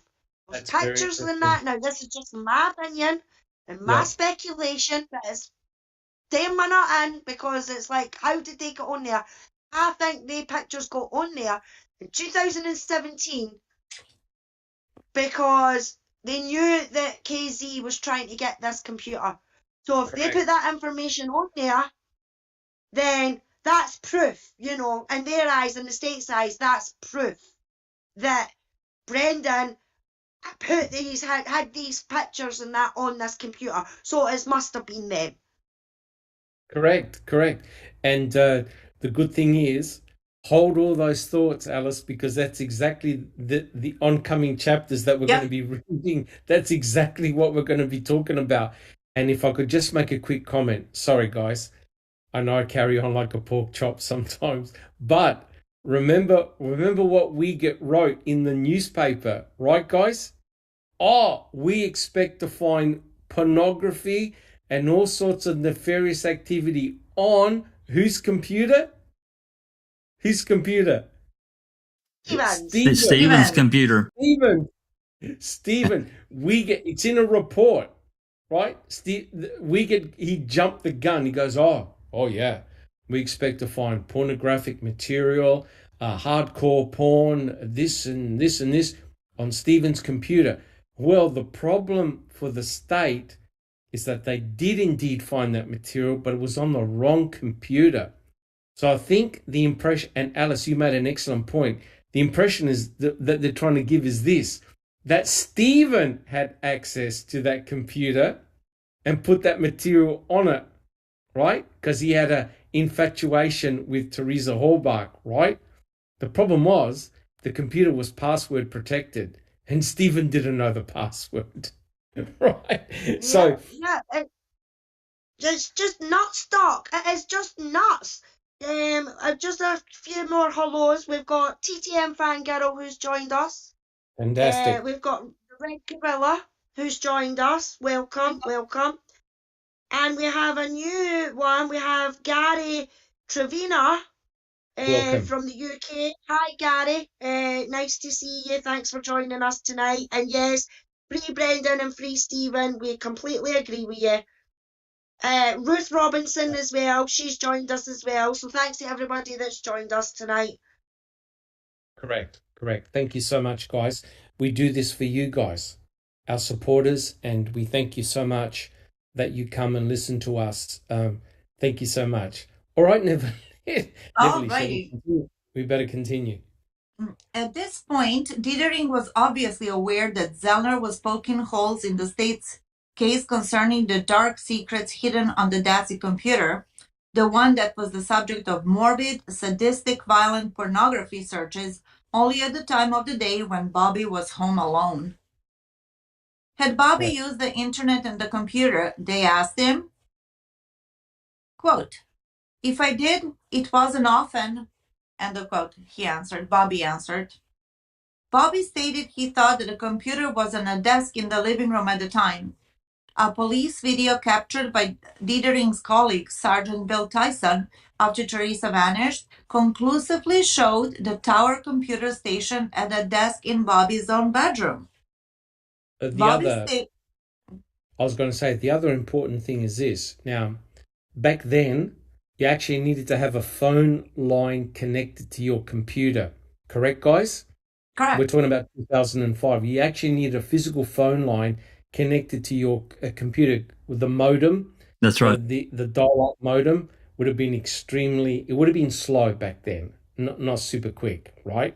So if you have a look, and we'll show this next time when we do the chapter on the computer, you can actually see a cable come down the wall, and that suspiciously looks like a phone cable, right? Because it's that thin type of cable. It's not a power cord. Power cord normally is on the ground, right? So it looks like there's a phone line in Bobby Dassey's bedroom, which is exactly what you need if you're going to have internet access. Correct, guys? Correct. That's right. Okay. And, okay, this is getting just like deeper down this hole, and we're going to talk about it. We have talked about it as well, but it's just, oh my gosh, it's aggravating that Bobby's talking crap over here, that even if I did, it wasn't often. Really, Bobby? And then his mother comes to his defense. Remember that vile phone call when Stephen called Barbara from the prison? And Barbara and Scott Tadich were there, and Stephen was confronting Barbara when she was saying, "You're going to have a dead sister. You need to knock this off." Yeah. And Stephen was confronting his sister about the porn on the computer, and she kept saying, "We did not have internet. I did not have internet back then. I did not. Which is a lie. But you see, back then, and correct me if I'm wrong, guys, there were magazines that you can purchase that actually had discs on the front cover, right? Which you can, so basically, you can put them in your computer and you can get sort of like dial up for a certain amount of time, right? You just buy the computer magazines. It used to be like that 30-day trial, 60-day trial, get it for free. Didn't cost anything. Correct.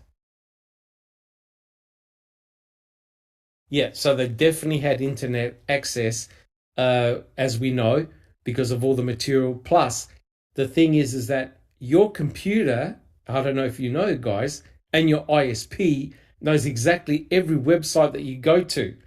Everything that you download on your computer, there is a fingerprint and a record. Absolutely. That's why the forensic analysis of the computer was able to determine files that were deleted. So you think you're deleting files from your computer? No, they're overwritten. You need to do hardcore deletion in order to completely wipe a hard drive, right? Otherwise, the fingerprints of those files are still on the computer, right? That's what the running joke, when you've seen films where the FBI raid all the computer hackers, what do? They put their computer hard drives in the microwave. They zap their hard drive. Yeah, stick it on an earth magnet. You can whack one if it's strong enough. It'll completely destroy it. That's correct. So Barb may have thought she was deleting stuff, but the fingerprints were still there, guys. Right? So your ISP keeps a record of every site you go to. And I'm not sure back then, in 2005, whether they had a VPN where you can hide your your IP address. I don't think so. Not back then. Well, I can't remember, Doc, but everyone has to remember, and it's even true today, that each computer, the electronic device has what's called a MAC address, and they're all unique. Every one of them. Correct. That's 100% correct. So even though you think you can swap a hard drive, there's documentation on the hard drive that can be traced back to you, right? So a computer keeps a record of absolutely everything, and you need to have the know-how and ability to find that information. Okay. Sorry, Alice, did you have a quick comment? No, Doc, you're fine. I did, but I can't remember what it was. So Correct. So I reckon this show has made everyone paranoid. Everyone's going to wipe their hard drives. Too many chicken soup recipes. Yeah. Okay, Neville. Bobby stated he never downloaded any pornography. Bobby stated he may have watched porn at some point on it, but I don't know, quote unquote. He said, but I don't know. That's the best that he could come up with. All right. Bobby stated there were 5 guys with access to the computer and that he doesn't know if they would have downloaded or viewed pornography. Bobby identified his brothers, Blaine, Brendan, Brian, himself, and Tom Yanda as being the individuals with access to the computer. Bobby stated he did not use the computer much as he was working third shift at the time. At that point in time, Brian had a room in the basement, Blaine and Brendan shared a room, and Bobby had his own room. Regarding the computer, the questions persisted. Bobby was asked if he knew who created a folder with a page depicting Stephen and Teresa's photographs. Bobby indicated he knew how to create folders, but he had no idea as to who created those folders. Questions about 3 specific computers folders then arose. There was a Teresa folder, a Hallbuck folder, and a DNA folder. Bobby was specifically asked who created Teresa and Hallbuck and DNA folders that were on the computer, and he stated he had no idea who did this. Bobby was asked if he did it, and he indicated no. Finally, the topic of Cuss Road, which was about a half a mile away from Avery Salvage, also came up during Bobby's follow-up interview in 2017. This was the spot where, back in 2005, several cadaver and scent tracking dogs were all led by their noses to this desolate, seldom traveled road that was just over the other side of Rodan gravel pits behind Avery Salvage. Bobby was unfamiliar with where I was talking about when I mentioned Cuss Road, Dietering's report states.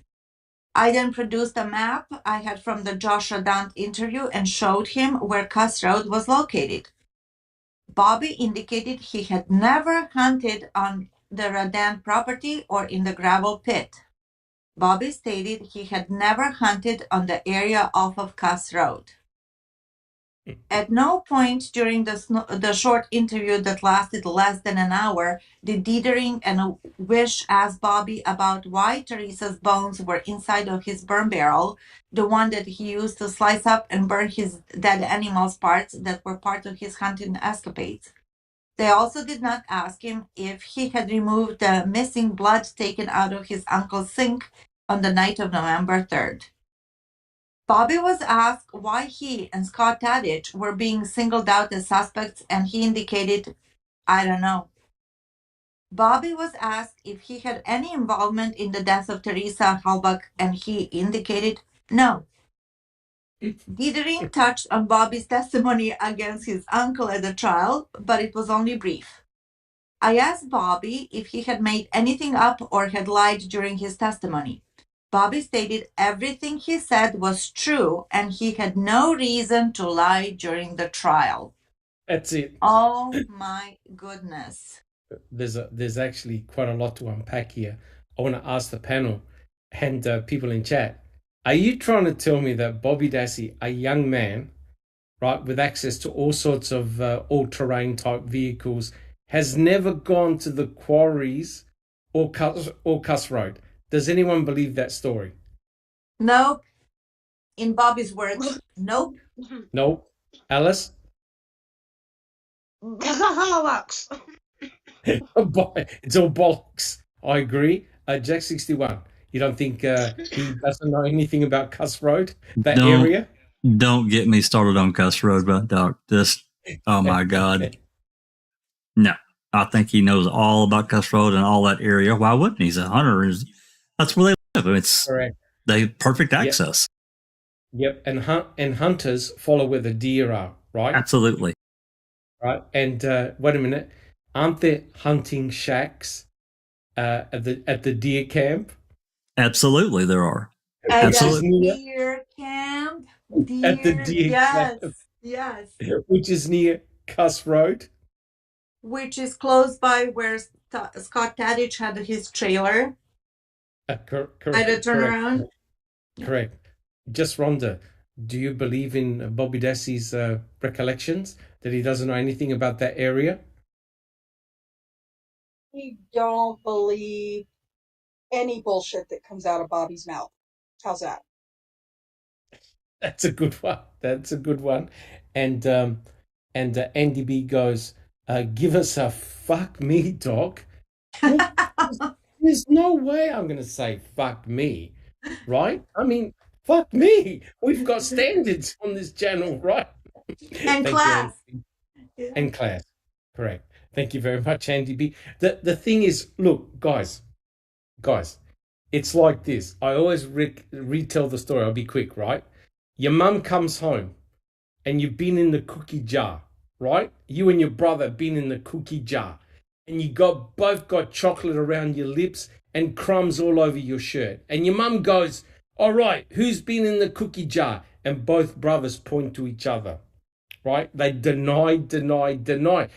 Do you think Bobby Dassey is going to incriminate himself and say, yeah, I go hunting at Cuss Road? Oh, yeah? Oh, yeah, I go here, I go there. Of course he's going to say no, right?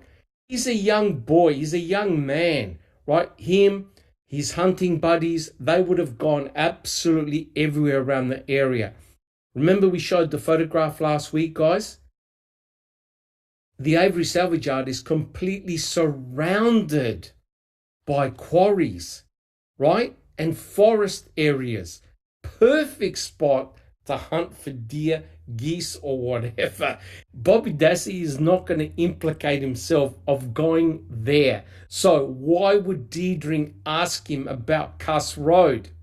Jack 61, why would Deidre ask him about Cuss Road if nothing was found at Cuss Road? That's right. That's exactly right. You know, I think about Cuss Road, completely differently now, given the blunt and bloody instrument in the RAV, given Fallon's Correct. own statement in his reply. They found bones in the clandestine burial site. They knew that was on the 7th. So, and then all of a sudden on the 8th, everything starts to unfold against Stephen. Bullshit. Correct. And according to the Red Gorilla, that's 100% correct there. 100% correct. So, it's so bizarre. These bastards, they knew what had happened. They knew that someone was murdered or laid to rest at Cuss Road, at the burial site. They knew. What on earth are they asking Bobby Dassey about? Do you know anything about Cuss Road? Because they knew. So it's so bizarre, but slowly, the truth is actually coming out because these guys are tripping up on themselves, right? And if you're Bobby Dassey and you knew something about Cuss Road, are you going to admit that you're at Cuss Road? That's the last place that you're going to admit that you were at. All right, guys, let's continue our reading. So I'm just going to read the last statement. Oh, it says, sorry. Can I just ask a question and comment real quick? Ruth Robinson asked a minute back, wasn't there info Scott got a call and left work around the time of Teresa Halbach missing? And I remember some sort of a frantic phone call that I remember reading about or hearing. Yes, there was. Okay, and then case 10 was wondering, and I couldn't answer it, where is that information found? Because I couldn't remember. It's actually in CASO. So okay. the I forgot the actual page number. Maybe Jack 61 or someone can actually look up. It's in CASO, and the detectives, the investigators, were speaking to Scott Tadge's workers, right? Basically how his demeanor was, and he was in a state of panic because they didn't say who. One of the boys had phoned them up and said that it had got blood on their clothes, and Scott Tadge was very, very frantic about, he started to panic. So yeah, there's something weird going on. I don't know who that person was that had phoned him, but they actually spoke to Scott Tadge's work colleagues, right? And it's in CASO, so maybe Jack can look up the page number, but I remember reading it the other day. Right, they actually questioned Scott Tadge's work colleagues, and Scott Tadge worked at an aluminum foundry. Is that correct? Correct. Yeah, correct. Yeah, so imagine receiving a call from a frantic teenager. That's what that co-worker said, and then Scott getting all panicky and wanting to leave because there was some blood in the shirt in the laundry or whatever. Why would somebody panic over blood in the shirt if it's from hunting? Correct. But we'll leave that one alone, right? Yes. And I just want to mention something. Ruth Robinson, we went over all of this last Saturday. So if you want to check out the Reading with the Crew, episode 2, we were talking about the Sikiki note. We were talking about this phone call and dodgy Scott's dodgy behavior. We talked about all of this. Correct. And you'll also find a huge amount of documents on our website, and a lot of people, and Yoriz has got an interactive map that he's done, has an EJAC 61, which is phenomenal. Yes, he's actually added to that in the last couple of weeks, and it's just outstanding for any researcher. It's outstanding. Correct. So if you're interested in going to primary documents, we've got a plethora of information, all free, on our website. And the Good Foul Play team has done tons of podcasts and presentations. I've done quite a few presentations on the forensic evidence as well. So if you're interested in DNA and the forensic evidence and bones, please check out our YouTube channel. There's a lot of stuff there, all free, all good stuff. Thank you so much. Neverly. Yes. So I'm just going to repeat something, what I read already. It says, Diedering says, I asked Bobby if he had made anything up or had lied during his testimony. Bobby stated everything he said was true, and he had no reason to lie during the trial. Of course, on the other hand, if Bobby Dassey had culpability in the killing and the gross dismemberment of Teresa's body, he would have every reason under sun to lie, right? Correct. And we discussed that. Right. Yeah. In 2005, Teresa Halbach had made at least 6 confirmed visits to Avery Salvage to photograph cars being sold. She was there June 20, August 22, August 29, September 19, October 10, and lastly, October 31.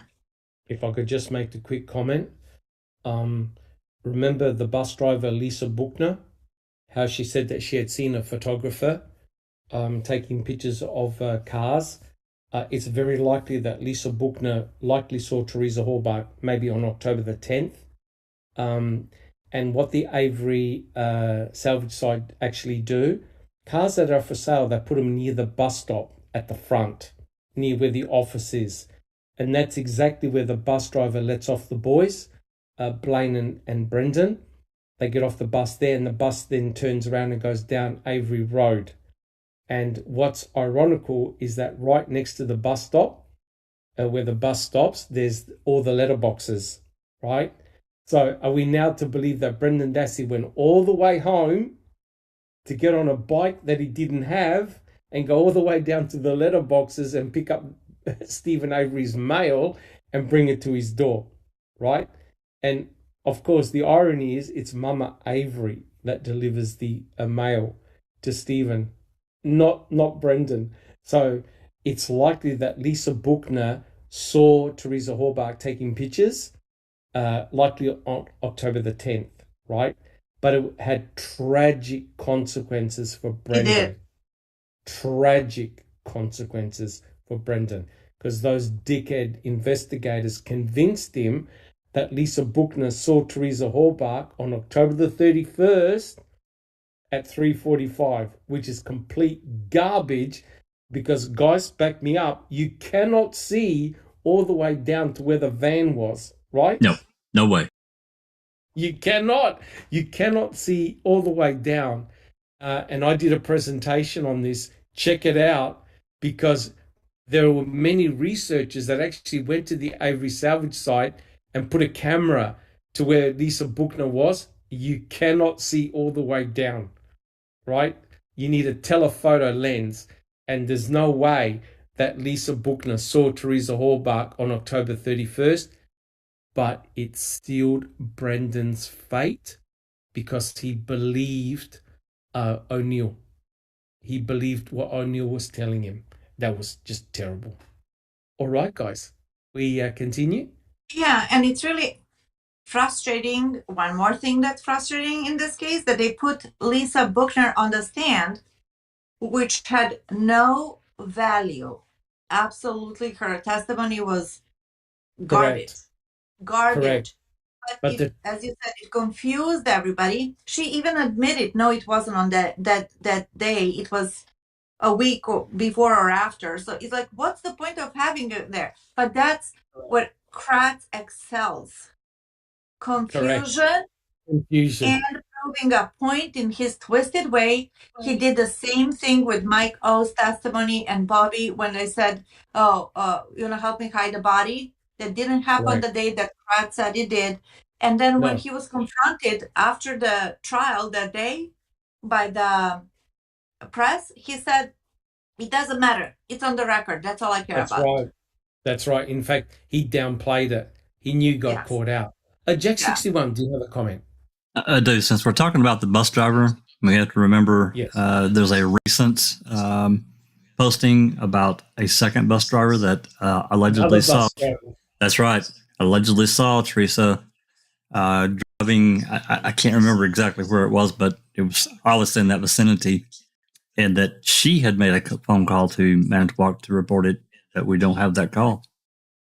Incredible. And Dark Side of the Moon made a very good comment. Why didn't they put Redont on the stand? I tell you what. Absolutely. Josh Redont on the stand would have been very, very interesting. Because, of course, he's right there where all the action took place, right? But we'll cover that. Don't worry. We'll cover that in another Wrecking Crew chapter for sure. Neville, or Mike O, right? Why didn't they put Mike O? And Mike Osmondson, correct. Curiously, the Subway restaurant interview of Barbara and Scott Tadich did not bring an end to Wisconsin's re-investigation of the case. There was still something within Barb's home that Dietering, Wiegert, and others of the Wisconsin Attorney General's office of Brad Schimmel were deeply concerned about. It was a piece of evidence they had scrutinized back in 2006. Now, 11 years later, they didn't know whether it might jeopardize their murder conviction. Quote, after the interview, I returned home to my residence in Michigan. At this time, the investigators requested I turn over my computer tower, which was the same one that was in my home in 2005 and had been examined before. I agreed to turn the computer tower over to the investigators. End of quote. Now, one thing. If you were Barb Tadich, would have you given that computer back in 2017? No effing way. Not a chance in hell, Doc. No way. Why would you even keep it? I mean, what about you, Alice? Would have you given the investigators that computer in 2017?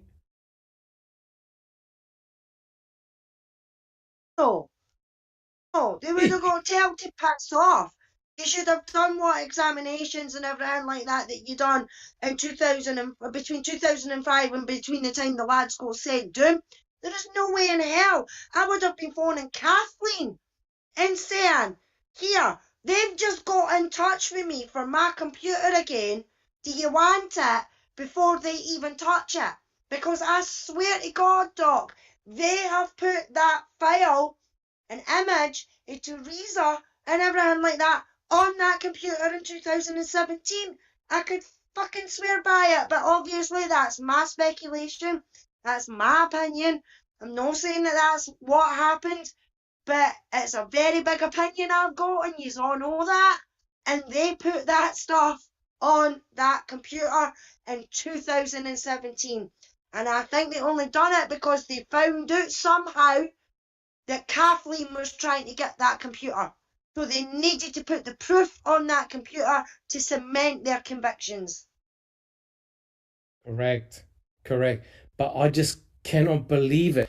Imagine you have a piece of the computer taken the first time round, extensively analyzed, right?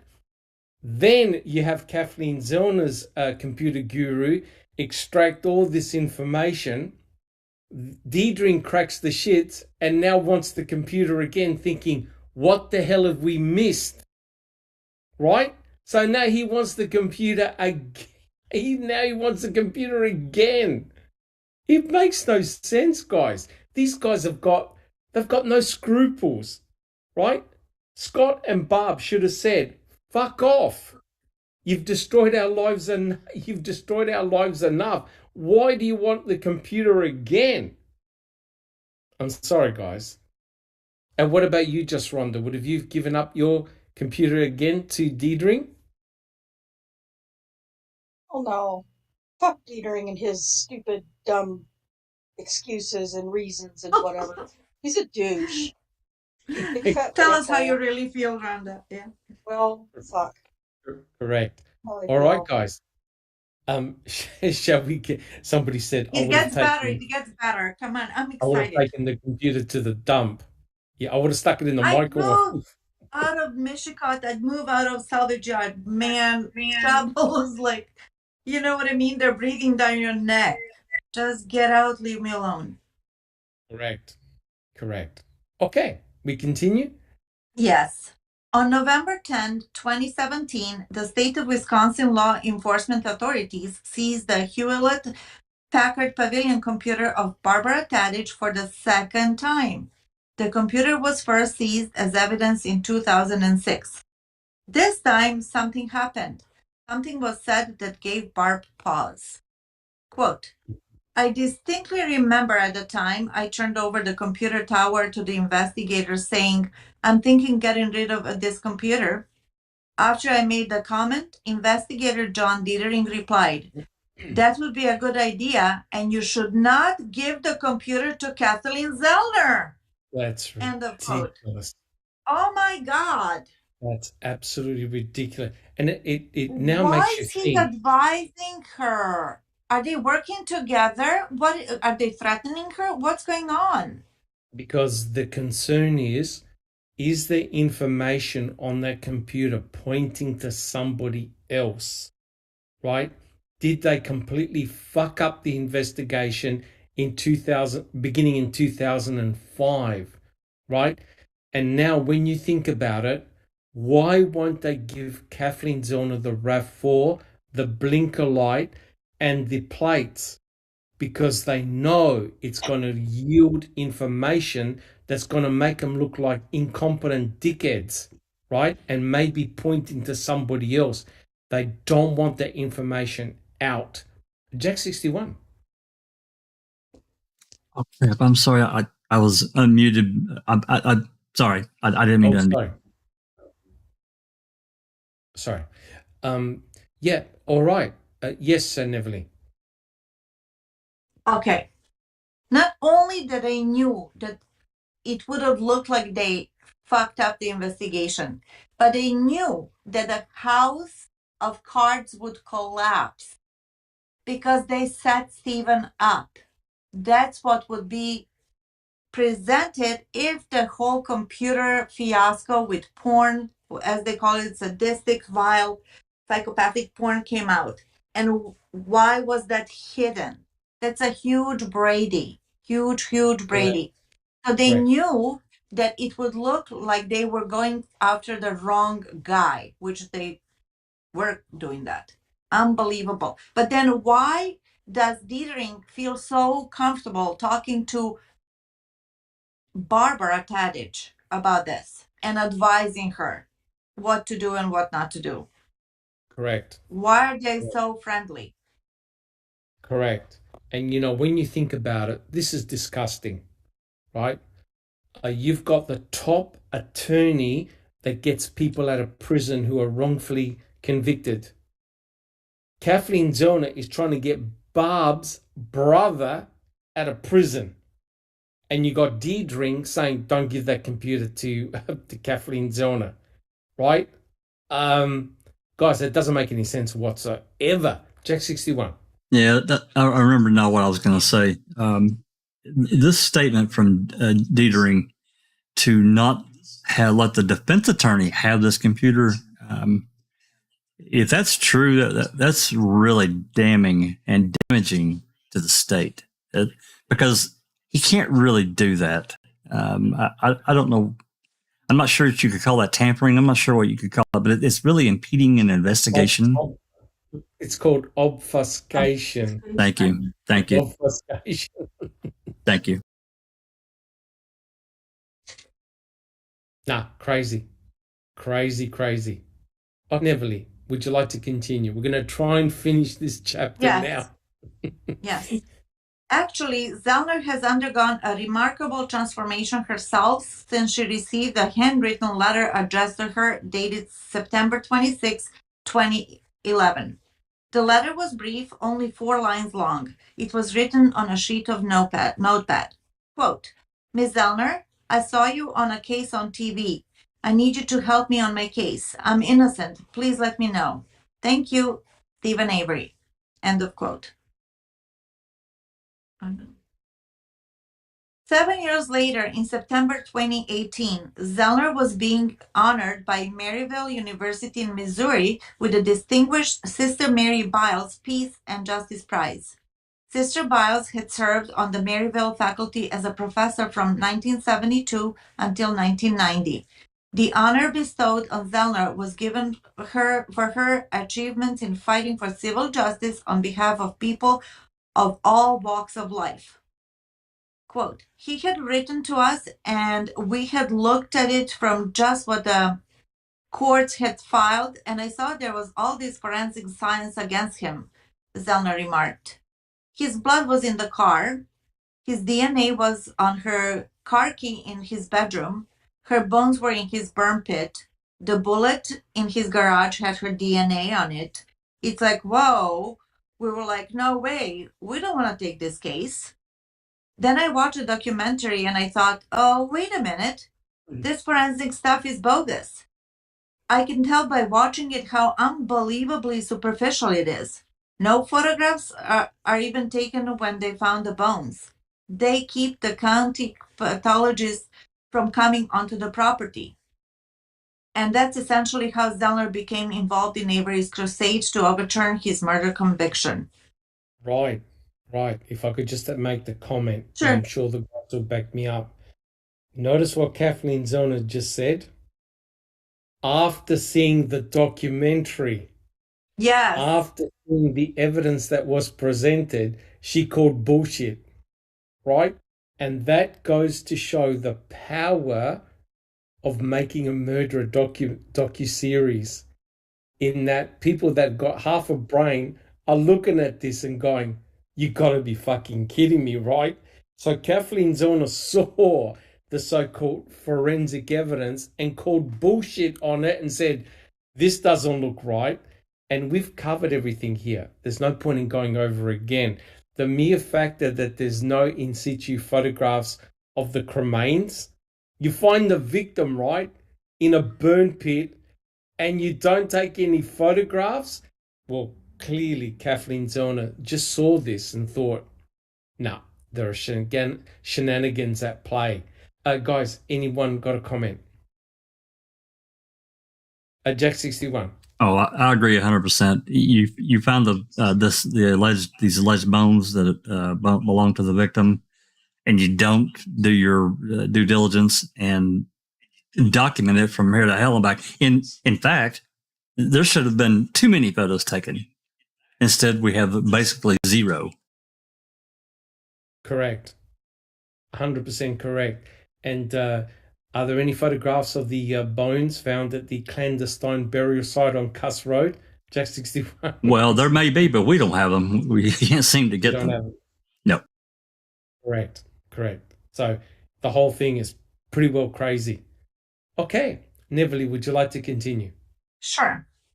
So I thought, this is Zellner talking. So I thought I'm going to hire world-renowned experts. I'm going to do ballistics, blood.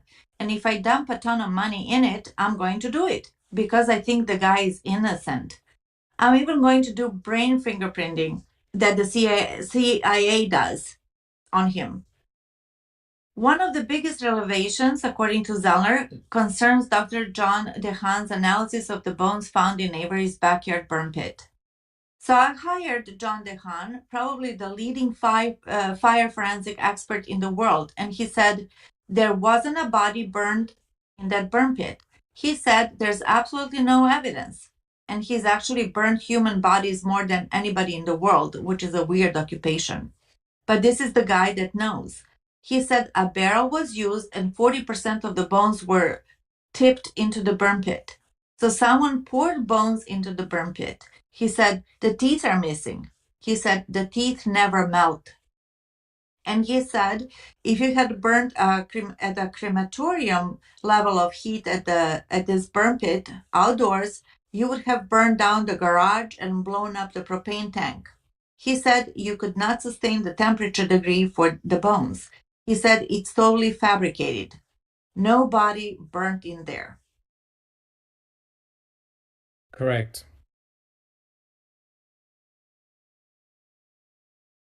And then there was the DNA on the hood latch. Her client's DNA was on the hood latch. Guess what we found out? We found out that the amount of DNA on the hood latch is 90 times the quantity that would have been left if a person had just opened the hood latch. And that led to the quest to track down the elusive swab that had to be taken from Avery and substituted in as the hood latch swab. And we found it. They took 2 groin swabs from him when they had arrested him for a gun charge. So we're like, what are you doing groin swabs when somebody's arrested on a gun charge? They pocketed the 2 groin swabs because we knew they would be they knew there would be epithelial DNA, and they turned those into the crime lab. But Zellner's favorite find, she said, was dismantling the prosecution's theory that Teresa was shot in the head with a .22 caliber bullet, which was lying in Avery's garage, but they had just missed it, finding it in the first 6 times they searched the garage for hard evidence. They couldn't find it. Then they found it. And they said, whoa, it's got her DNA on it. Yeah, now just on that, we've got an interesting set of arguments going on in chat at the moment. And welcome, right, said Brett. Now, you're, of course, you can express any comment you like, but if anyone is disrespectful to you, please let us know, because, we'll sanction them. But at the same time, I think you need to show a little bit of respect to us as well. We're trying to present all aspects of the case. We're not saying we're correct. Now, I just want to ask you a question. Do you believe that Ida Miffel had Teresa Halbach's DNA on it? Yes or no? In other words, do you think Ida Miffel went through Teresa Halbach's body? Yes or no, Brett?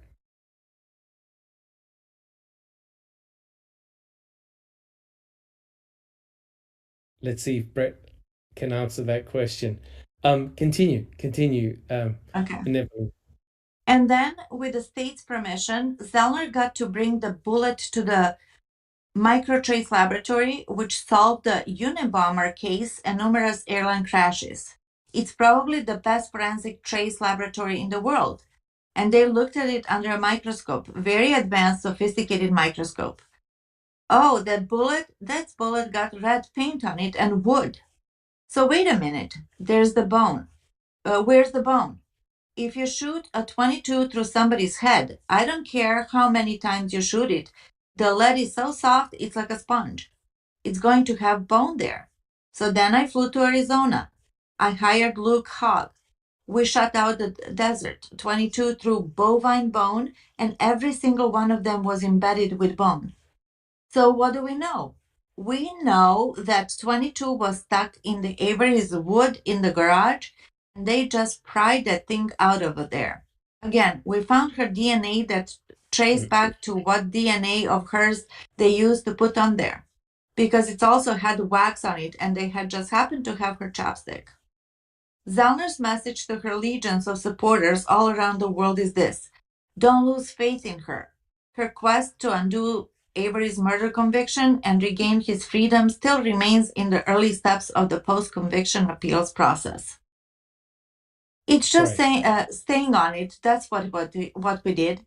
We're going to be like a wrecking crew in this evidence, and we're going to expose what they thought was a dunk shot case.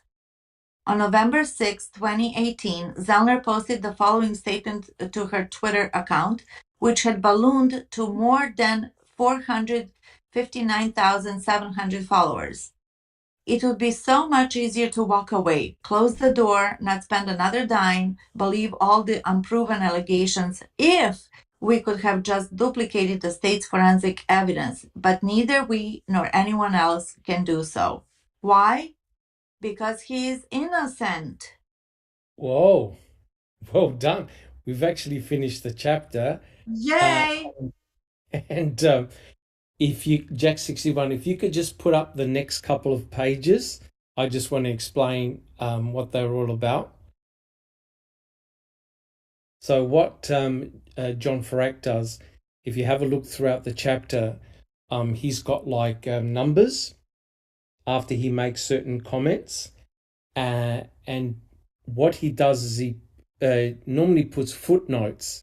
These are all footnotes. So the footnotes he actually has at the end of the chapter. So guys, the important thing is this: if you want to do any further reading or investigate aspects of the case, you can go here. So everything he quotes, he's got references for. And, that's how an investigative journalist should do, always have references.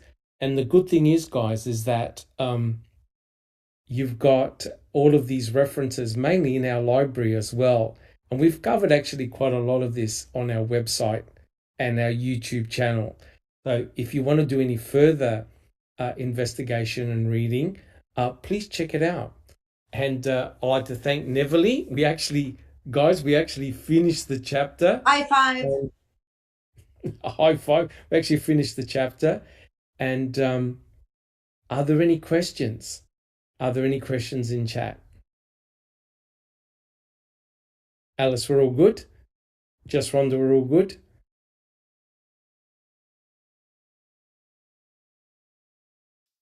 I see a lot of conversation. Go ahead, Rhonda. I just was going to say, yeah, we're fine. I think we're just we would just like Brett. Brett is Right Said Brett to share some of his evidence with us. If we've got it wrong, by all means, let us know, because we don't want to be here making fools of ourselves if we're showing all this evidence and proof that we have, that our researchers have spent years gathering legitimately from CASO and, from from Matt DeWalk, the DCI, Brown DCI, County. There's been years of research done, and just because the state proved guilt doesn't mean that it was truthful, and we have proof of that just by reading the trial transcripts and the preliminary hearing transcripts. We read every bit of that, and so I don't know. I don't know that any of us are prepared to say who murdered Teresa. I know I'm not, but I do know that it wasn't Stephen and it wasn't Brendan. So, it's not my job to prove who killed Teresa. It's my job now is to continue proving and providing evidence that it wasn't Stephen and that it wasn't Brendan. And that's all that I'm here to do. A wrong has been done, and it needs to be corrected.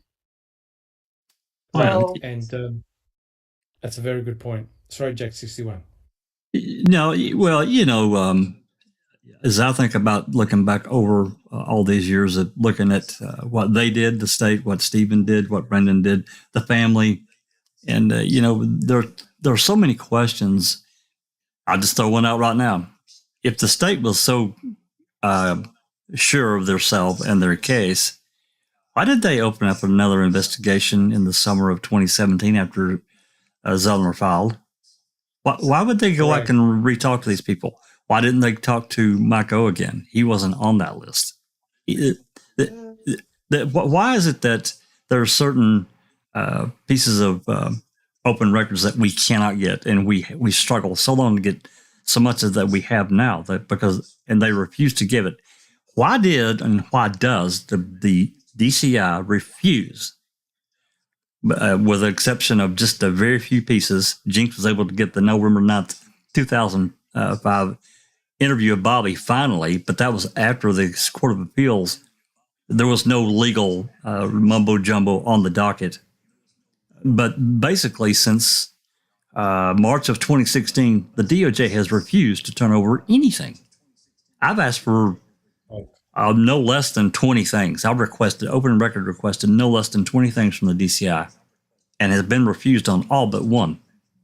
And what I got was basically, I asked for all open records and replies that they'd received in the Avery case, and I finally got it after 5 fucking months. 5 months it took to get them. I understand. The important thing with Right Said Brett, we've heard the same arguments that you're making when Stephen was charged with sexually assaulting Penny Bernstein. The same accusations you're making now are exactly what occurred to Stephen in 1985. That law enforcement were dead set certain it was Stephen, right, guys? That they had no other alternative suspects. It was definitely Stephen that had sexually assaulted Penny Bernstein on the beach. No questions asked, right? So despite having 16 alibi witnesses, according to Kacerik and Vogel, they all lied for Stephen, right? And as it turned out, the sheriff and Vogel actually targeted Stephen.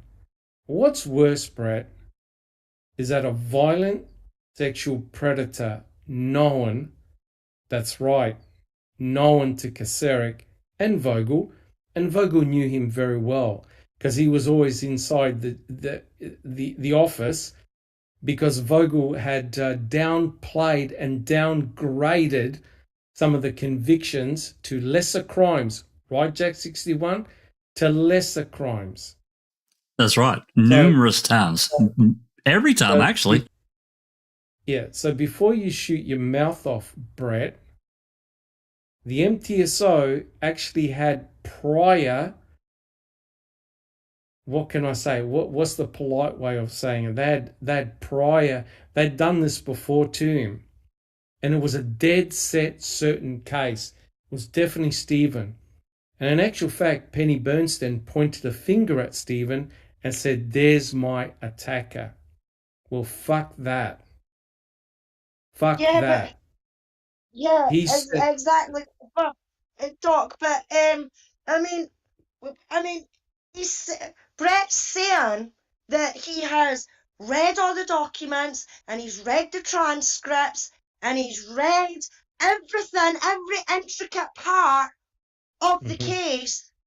But yet, when you asked him the question if he believed FL went through Teresa's skull, he said yes. Well, I'm sorry, I know it's polite is what yous are and everything like that, but that is a load of fucking codswallop bullshit. Because you know fine well that there was no blood of Teresa, there was no bone of Teresa on FL, so he's obviously not read all the documentation and everything like that we have. We've spent our free time reading and everything like that. Not only that, he's gone on about Stephen burning the cat. It wasn't fucking Stephen that burnt the cat. It was Gander that burnt the fucking cat. So, Brett, if you read your documents and you deep dived into this case like we have deep dived for the last 5 to 3 years, some of us, then you're talking a load of fucking shite. And I don't mean to be disrespectful, but if you're coming into our chat and you are spitting that bullshit that you know nothing of because you haven't read any of the fucking facts, because your answers that you have given us proves that you have not read any of the fucking facts that we have spent 5 years or more covering, reading, discussing, pulling it apart. Then you would see that what you've put in our chat is a load of fucking bollocks. Everything. Yeah. And you say that you're from the UK, so you should understand me fucking perfectly. You're talking a load of shite. Can I say something? Yes, Neville. Okay. In regards to this, right said Brad, Brad, honestly, we've dealt with guilters before. This is nothing new. You're not rattling us. Alice is not yelling. She's very passionate. She's done her research. She's just frustrated. But you know what, Bud? This is actually boring, and we have other things to talk about. So if you want to join us, that's fine. But, just kind of chill. You told us your view. We are telling you, you obviously heard our point of view. This is what we think, whether you agree with it or not. You're not giving us anything to go on except that you read it. Well, that's kind of a broad statement. You're calling Stephen a psychopath, a molester, whatever, rapist. You have no proof of that. Nobody has proof of that. You know what we have proof of? That Kratz did that. Actually, the special district attorney Kratz was a molester, and he took advantage of all those victims, those women that were actually counting on his help. So we can go on and on and on. So let's not even, waste our time. We have better things to do. But thank you for your point of view. Yep. Doc, the same thing. If you're feeling disrespected and unappreciated and that we're calling you names or whatever you think, you're welcome to leave the chat. You don't have to be here and listen to our dribble if that's how you feel. Plus, you're calling us disrespectful cunts, and then you're crying wolf. It's like bullshit, come on. So grow up. You're welcome to leave, and we're going to carry on with what we're doing. Before he leaves, Brett, are you the same person you and I had an encounter on Facebook by any chance? Is that you, Brett? Because if it is, I'm not going to use the word, but you know what you can do with yourself. When I asked the question about item FL and you said yes, I stopped talking to you because you know two things: fuck all. So if you're prepared to come on this channel, you make sure you know your forensic facts and don't fantasize, because item FL, and we all know, and we delve deep into item FL, and it's bullshit. We all know it. And if you knew the case, and if you have a scientific background like I do, my whole professional career has been in science and in molecular biology. When you contaminate a control, Brett, dummy, you throw out all the results and you start again because you've had a contamination event. And Culhane's own professional manuals told her that in a contamination event of a PCR control, you could only use the result for exclusionary purposes, not inclusionary purposes. And Culhane used all the DNA sample of item FL, which means no one can retest it. So because of her sloppy, incompetent science, she fucked up one of the most important pieces of forensic evidence, right? Which means item FL should have been inadmissible in a court of law. And to make matters worse, item FL was obtained by Kathleen Zellner and given a microtrace analysis. Item FL doesn't contain any blood. It doesn't contain any bone. It doesn't contain any tissue. It contains wood, shards, red paint, and wax. Item FL did not hit a human being. It hit a wall. You understand? Item FL's got nothing to do with Teresa Halbach. Culhane either deliberately contaminated the bullet with Teresa Halbach's DNA, and she had Halbach's genomic DNA in the lab. And I've worked in a lab, and cross-contamination occurs all the time, Brett. And you would know that if you were a scientist. And because she contaminated the PCR control, IMFL is no-show. If you want to come here on this channel and discuss IMFL with me, go ahead, right? And I've done plenty of presentations, and I've been to all over Facebook and other places where people have decided to talk about IMFL, and when I appear, they all disappear. Wonder why that's the case. So I think you have shown, Brett, your utter ignorance about science and IMFL. So don't come here in our channel thinking you know more about the case.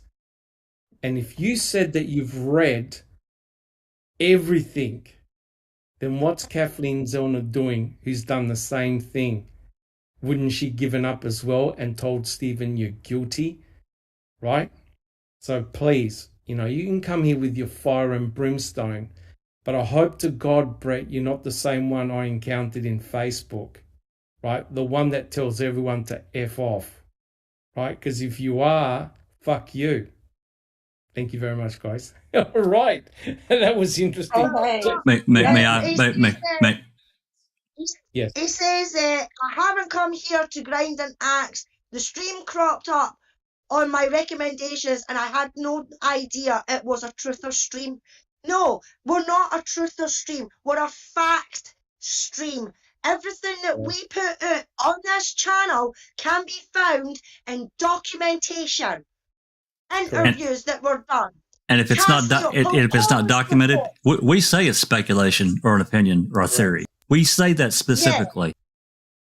Yeah, exactly. But he's supposed to be an expert on this, though, Jack. You know what I mean? He's looked into the documents. He's looked into the transcript. Well, and everything like that. I got If that was the case, he would not be coming in and saying the stuff that he's coming in to the chat and saying. I have a couple of questions. I got a couple of questions for Brett, and I'm going to throw them out, and I'll be as brief as I can. Let's go back to 2005 and the depositions. I bitch about this all the time. I'm going to do it again. So, the May of 2005, they began several depositions on Stephen. What did the state of Wisconsin find out? Oh, they found out that Gregory Allen is a suspect in a cold case. His DNA has been found. He raped and beat the shit out of a woman in Hennepin County, Minnesota. Well, what did they do? Well, the Hennepin County, the judge signs off to get Allen's DNA. And that happens in June of 2005. Now, it's still no news, no media event. They keep their arms tight around this shit. September, the warrant comes out for September of 2005. Deposition's still going on. They found out, yes, you're definitely the one that did this to this woman. Well, what do they do with that warrant in September of 2005? Well, it gets delayed for 27 months, Brett. They don't serve that warrant on Gregory Allen until 4 months after Brendan is sentenced. It's all a done deal. Is this a media event, this cold case that gets solved? Well, hell no. No one knows. We just happened to have a researcher that got her teeth around this and would not let it go and dug all this shit out. So if that had let go, if that had been a media event in 2005, that Gregory Allen had known to have done this, and that shit rolls right back up to Kasork and Vogel. Number two, in September of 2006, Fallon wrote a reply back to it was a motion pending concerning the clandestine. That he's actually talking about the investigators and how busy they were and all this other stuff, and he's talking about this clandestine burial site at Cuss Road, and they found bones there. He admitted in his reply, there's no doubt. Last point, there was an unfiled search warrant that was written by Investigator Uyghur. Item 11, in his affidavit, sworn statement that there was a blunt and bloody instrument found in the back of that RAV. And that bucking thing disappeared into thin air. Or is it, Brett? What did the state do? These are questions that we have that need to be answered. And I doubt you can answer them. And you don't know the case if you're not asking yourself, what the hell did they do? No chance. Correct. And what you said, Jack 61, is why I'm here and why we're all here. Because what it does, Brett, is it provides an alternative situation and an alternative narrative to what happened to Teresa Halbach. And had any of those items pointed to Stephen, they would have been front page news, right? Front page news, but they didn't. And that's why they've been suppressed, okay? Even to 2022. Now, someone like Zona picked that up a long time ago, and she knew that there were shenanigans going on, right? And so, as I've said many, many times, we've dealt with guilters. You're not the first. Oh my God. I remember a podcast a couple of years ago. We had 30 slides. We did one. We had a fantastic podcast just discussing with the guilters, and it was great. So, please understand, we're here to find the truth wherever it may lie. Okay? And believe me, all of us collectively, we have deep dived. And if we've had any suspicions about Stevens, Brendan doesn't even enter into the equation. There's nothing, no one here can put their hand on their heart and say that kid was involved. He did nothing. No way. He implicated himself. That's right. He implicated himself. The forensic evidence is against Stephen, and I agree some of that forensic evidence is damning, especially the blood, right? We're not shying away from that. So we're trying to address that in the best manner that we can. But the moment you commented about item FL, see you later. You definitely don't know the case. All right, guys. Well, look, thank you so much. I never expected that. And Brett, you're welcome to come back at any time, right?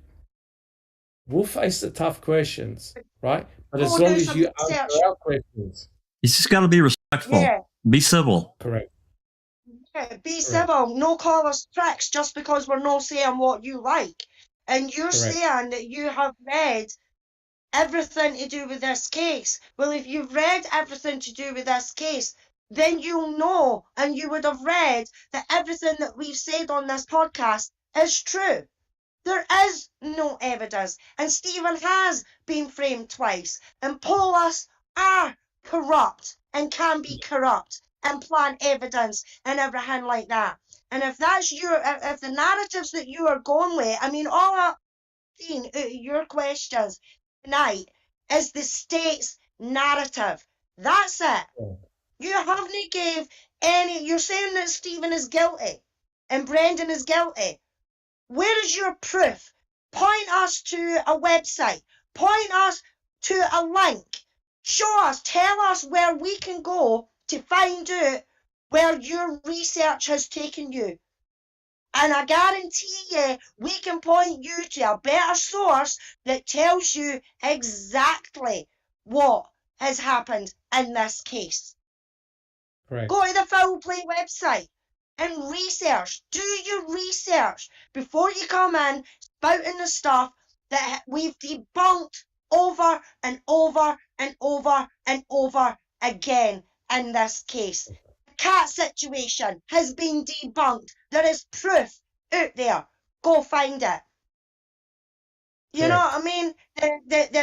I said something about all the sexual violence that Stephen has been doing. Where is the proof of this? There is nothing on record or anything like that of this happening. That has came out of the state's mouth to make Stephen look even worse than what they were making him out to be.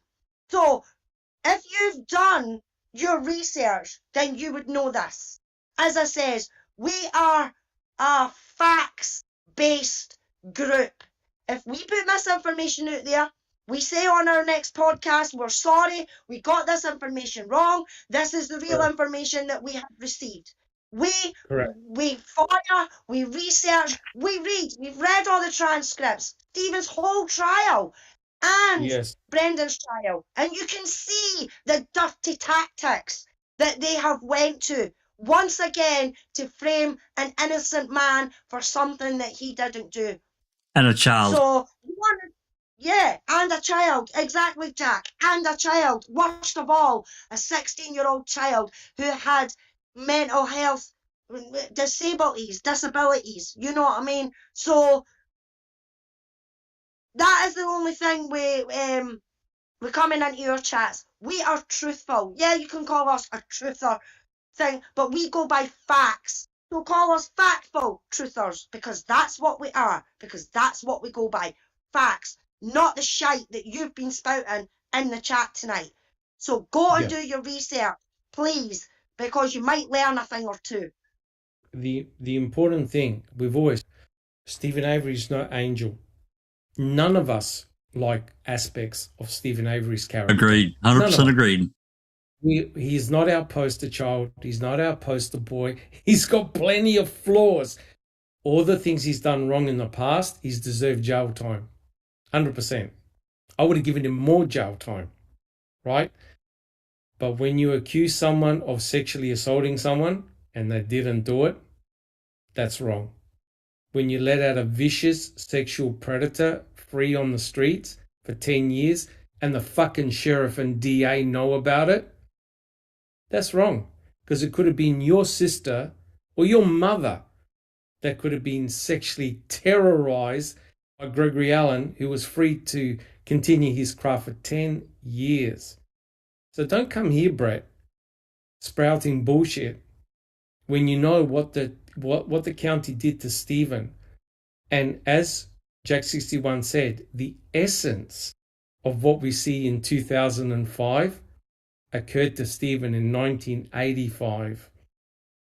And the cover-up and the bullshit talk by all the people involved is laughable. And we've covered those depositions, and it's a shock. So don't think they wouldn't try it again on Stephen, because he was an easy target. Easy to pour shit on, right? Because of who he was. So, understand it's a very emotional case, but trust me, all of us on our panel and the Foul Play team have spent years going through the material and documents, and not all of us agree, but we do all agree that he was set up again, and that poor kid, Brendan, was coerced. That kid knew nothing, right? So, completely screwed over. Correct. So look, again, thank you very much for the interesting discussion. And guys, we will all catch you next week to continue a new chapter of Reading with the Crew. Thank you so much. My name is Dr. Silkman, and I'm from the Foul Play team. I'm going to do final words, Doc. Give me a minute. Yes.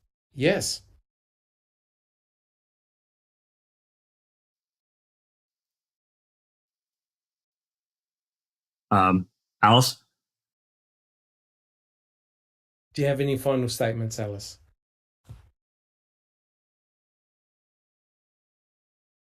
Just thank you to everyone in chat. It was fantastic. We held at least 60 people in chat with us tonight. So that's absolutely fantastic. We love having you joining us. And I would just like to say thank you to all of you that have sent your blessings and thoughts and sympathies with the United Kingdom right now, with what we're going through. We're in a 10-day period the morning, and it's going to be right up until after Her Majesty's funeral. And I would just like to thank everyone for your wonderful, kind words. And there may be a rant video coming from me soon over the next few days. It will be, it should be fun, because I'm going to maybe call a few people out. So we'll just have to wait and see. So thanks to my panel, and thanks to everyone in chat. Thank you, Alice. Neverly, do you have any Final quick words. I am proud of us that we finished the whole chapter in 3 podcasts. That's amazing. And I just wanted to thank you, Dr. Silkman, for all your encouragement and guidance. Everybody on the panel and the chat is really, really, really interesting. And I was kind of excited that we have a so-called guilter in the chat so we could debate. But yeah, this wasn't a debate. This was a little bit childish. But maybe next time he's going to come around with more like sources. That would be cool. Yeah, other than that, we're moving on. Next Saturday, you guys will see at the same time with more information and more debating, more discussing. Truly appreciate it all. And God Thank save you. the king. Yes, yes. Just Rhonda, do you have any final quick words? Oh, You calm down? You calm down?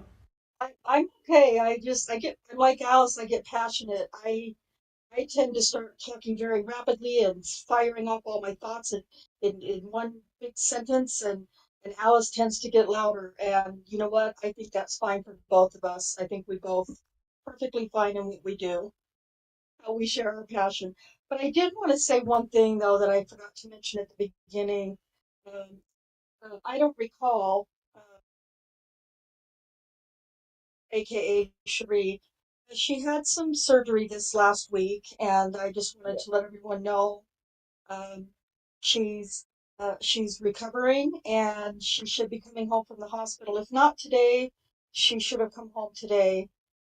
So I just wanted to let everyone know that she's been a bit under the weather, so to speak, and that she'll be returning in a couple of weeks. Awesome. Our thoughts and prayers are with her, also with Bibi and Sunshine Christina. We pray for quick recoveries and that we can see them again soon. Thank you so much. Thank you, Jack61. Did you have any final comments? I just thank everybody for coming tonight, being a part of a great conversation. Great job, Dr. Silkman and Neverly covering Bobby's Garage. We finished that chapter and looking forward to the next one. Awesome. Thank you so much, everyone, and we'll catch you next week. Take care. This has been a Foul Play production.